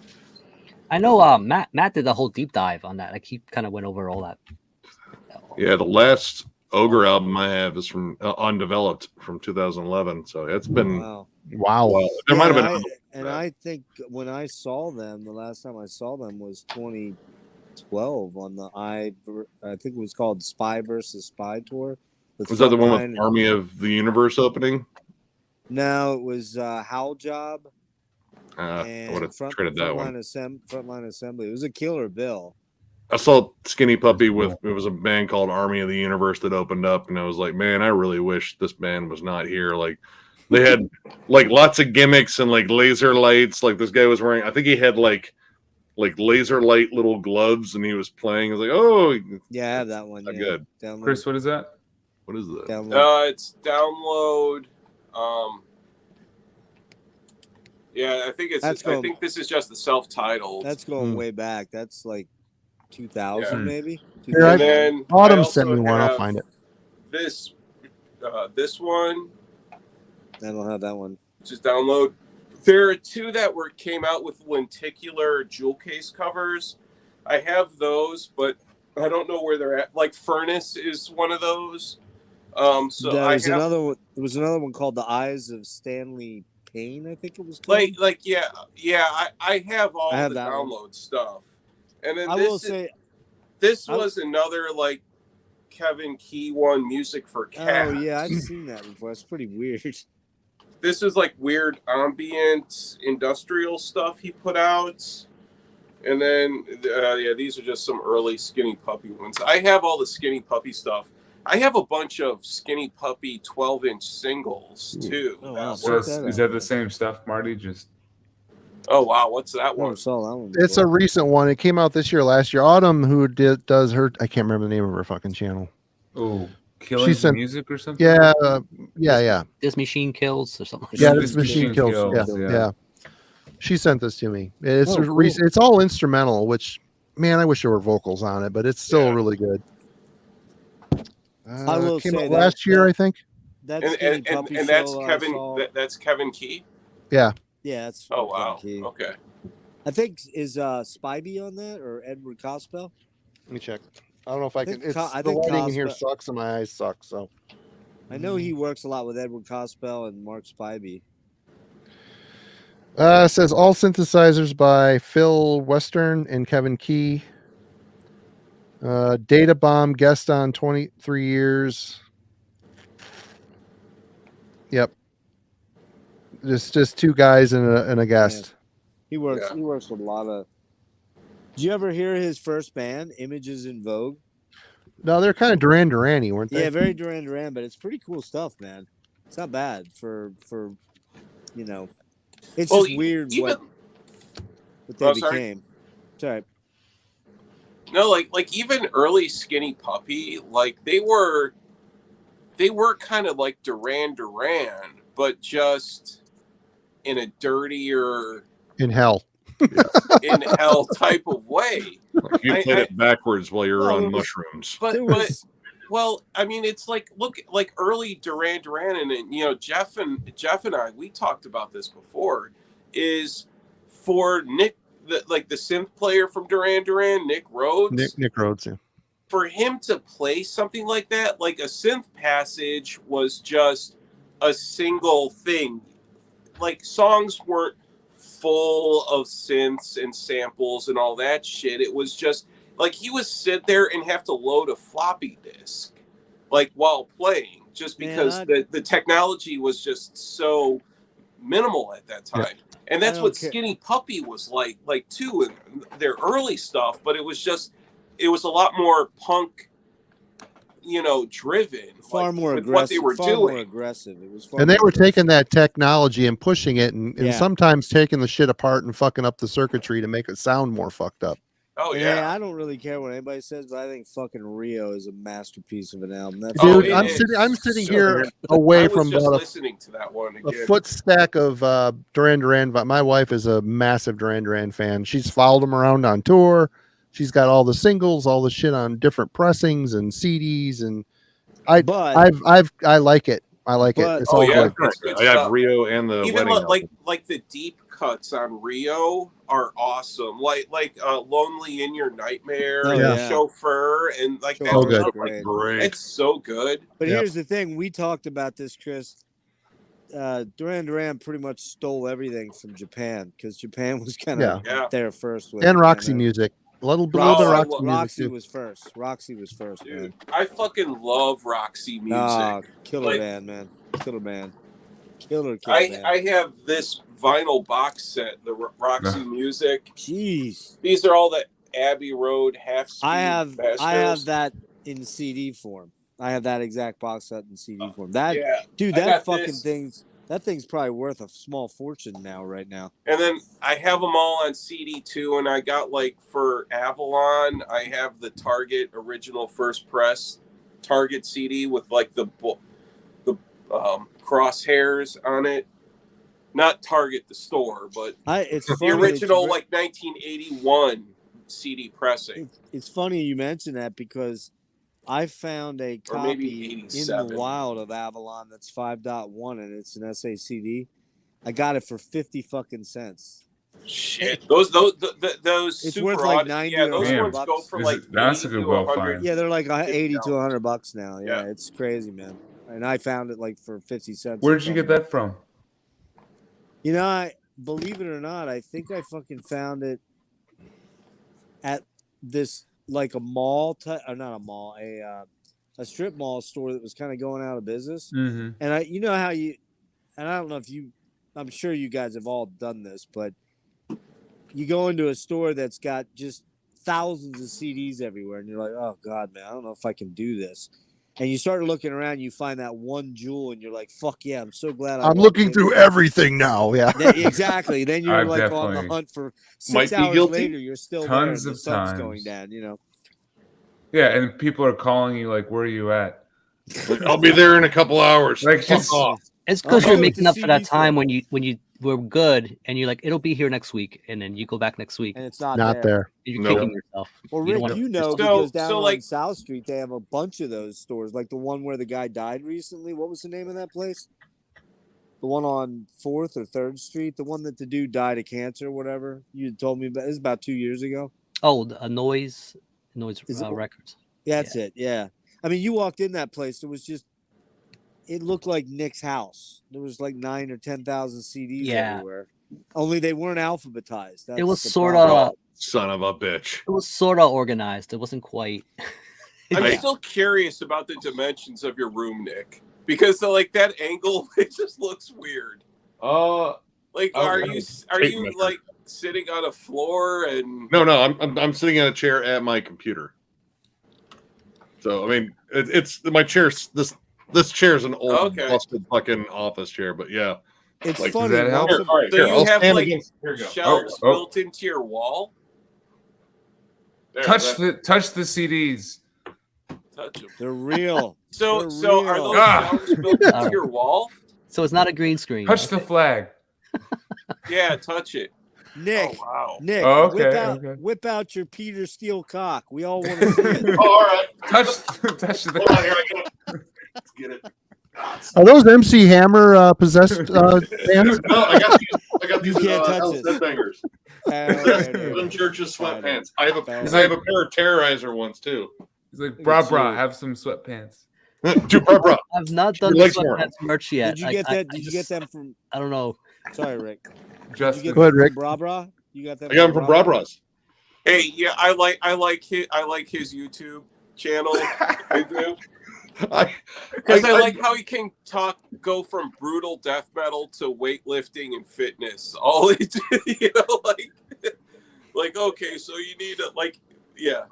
Sorry, I get it though. The I whole just- he's Not a definitely a gym bro. Like he seems like a kind of a parody. Like I'm sure maybe he's like a nice dude or whatever, but it seems like a parody. Oh, kinda. he's a total character. Yeah, he's Like- definitely a character, putting on a character for the camera. It's like how many? Like, How I many mean, like when he goddamn does that fit in stuff, the he's video, like man? he's getting jolted back. Like it's a tough sup right there. But the what? dude's fucking ripped. He could kick all of our asses. Oh, definitely. You know, I like- don't. But he's only like 5'8". He's not like a huge dude. I thought he was much taller. He did say how tall he was, but yeah, he's ripped. I mean, and he knows a lot about fitness. I'm not going to argue Yeah. that. But I'm not a fan. I'll go on the record, and he knows that I'm not a fan. But that's cool. We well, can't all the love each dude other. who runs Nuclear War Now, he's also a gym bro too. It's like all these underground death metal labels, they're all gym bros. I feel like I need to start hitting the gym or something, just I need to just so I start can put hitting out something. some albums or something. It kind of fits the, I don't know, in some way. Like you don't expect to see like doilies behind them and stuff. Like it's gonna, I don't know, like this. Oh, dude, I like a good doily. I do. I like a good grandma doily, especially with some Liberace candles on it or something. That'd be awesome. I'm all about that shit. Fuck yeah. I mean, Justin may be ripped, but I don't think he's like fucking Doyle von Frankenstein ripped. That motherfucker right there is like. Oh, yeah, a that's It's specimen. crazy how ripped that guy He's is. a Oh my God. specimen, Yeah. and that motherfucker's older than me. He is 58, I believe. God Wow. knows what Insane. he does. Got to keep up with the Yeah. hot younger What? girlfriend. Well, that's Justin Hort from Hell's Headbangers? No, No. Doyle. No, Doyle Misfits. from Misfits. Oh, okay. Oh, yeah, Doyle. Oh, yeah, he's fucking. No, Baron von Frankenstein. Yeah. That guy. He's Yeah. he's like vegan Is that too, not so he's gonna Doyle? live forever. Wait, You what? can see Baron? fucking veins in his veins. Yeah. Like shit is so fucking. He's so ripped. That Is dude it has Doyle like, or Baron von No, Frankenstein? it's Who's it? Doyle- it's I think Doyle, it's- Mike. he has Is like it Doyle? 0.5% body Not a fat. Misfits fan. I don't know. I don't know shit. Yeah, he's You so have to go fucking. see them. Hold on Did you here. go see them, Nick, when they got back together? No. Wait, who? Did I you go go see see the them. Misfits when they reformed? No. Nah, like Probably I'm not Not a a big fan. Danzig fan. Like I like Oh, Misfits and like Saw Wayne too, or Sam Hamm as he said it, but like when it comes down to like the Danzig stuff, like his vocals are really an acquired taste for me. Like For Danzig. yeah, Danzig. But I mean Misfits, I like them. I don't own a tremendous amount of them, but I have Earth AD and I have Walk Among Us. I think those are probably the most essential ones, at least in my opinion. Like I know Static Age is I think Static Age is But the most essential. to me, it's fucking I mind think. blowing when they got back together that they were selling out arenas. Like, I'm like, how'd that happen? just years The of legend, History, dude. yeah. the legend, I guess. Yeah. I don't know. Oh man, dude, fucking Misfits, man, and Sam Hain too, dude. I'd love to see him do Sam Hain stuff live. That'd be awesome. Hey guys, thanks for having me on. I'm streamed out. I'm tired, and I'm gonna go. Yeah, I'm gonna go about to. beat it. I'm about to actually shut down the stream if you guys are okay. It's 3:30 Yeah. here. I mean, it's Yeah. 3:30. I have to wake up to take my cat to the vet at like 8:30 tomorrow Holy shit. morning. Oh. so I'll be Well, okay. she's all right. you know. Yeah. Oh, she's fine. I don't know. Making up yeah. excuses for me to spend money on Mad fun. on Boys. her, on the cat. But Well, I don't mean to kill the. I'm just. Oh, no, I was I've been gonna like say it silently here just soon waiting anyway. here, It's just 3:30. ready We to should- kill we should it. You probably know, call it. We should probably call it. So I've just been Tomorrow casually night- waiting. tomorrow night, That's going in your DOC. box, Logan. not I'm starting ready. till 10 Rick, o'clock, I'm ready. guys. 10 It's o'clock. a great fucking record. I'm Are ready. you doing all of it Oh, in yeah. one shot or We're gonna try. Yeah, I think That's a lot. can, but Oh, it's not yeah. starting till 10 because Eli's way out. Eli and Dennis are way out in the All right, Marty. See you, Yeah. Marty. Western time zone. They're 3 Jeff, hours I'll- behind. I'll do my best to pop in. So I'm doing the Yeah. cat vet visit, and then I'm going to a wine festival Oh, you'll during be the all day, fucked up. and then after that, I'll see if I can pop into the stream. After. Yeah, that's cool. I don't so. expect everybody to stick around for the whole thing. You know, that's what the replay button's all about. Well, so, that's true. but, Well, all right. Let's go. I will catch all Cheers, y'all guys. later. all I'm right, gonna kids. get some Peace sleep. out. Thanks Peace. all for All right, joining. guys. Yeah, I'm gonna Peace. be out too. All right, See you. I'll catch y'all later.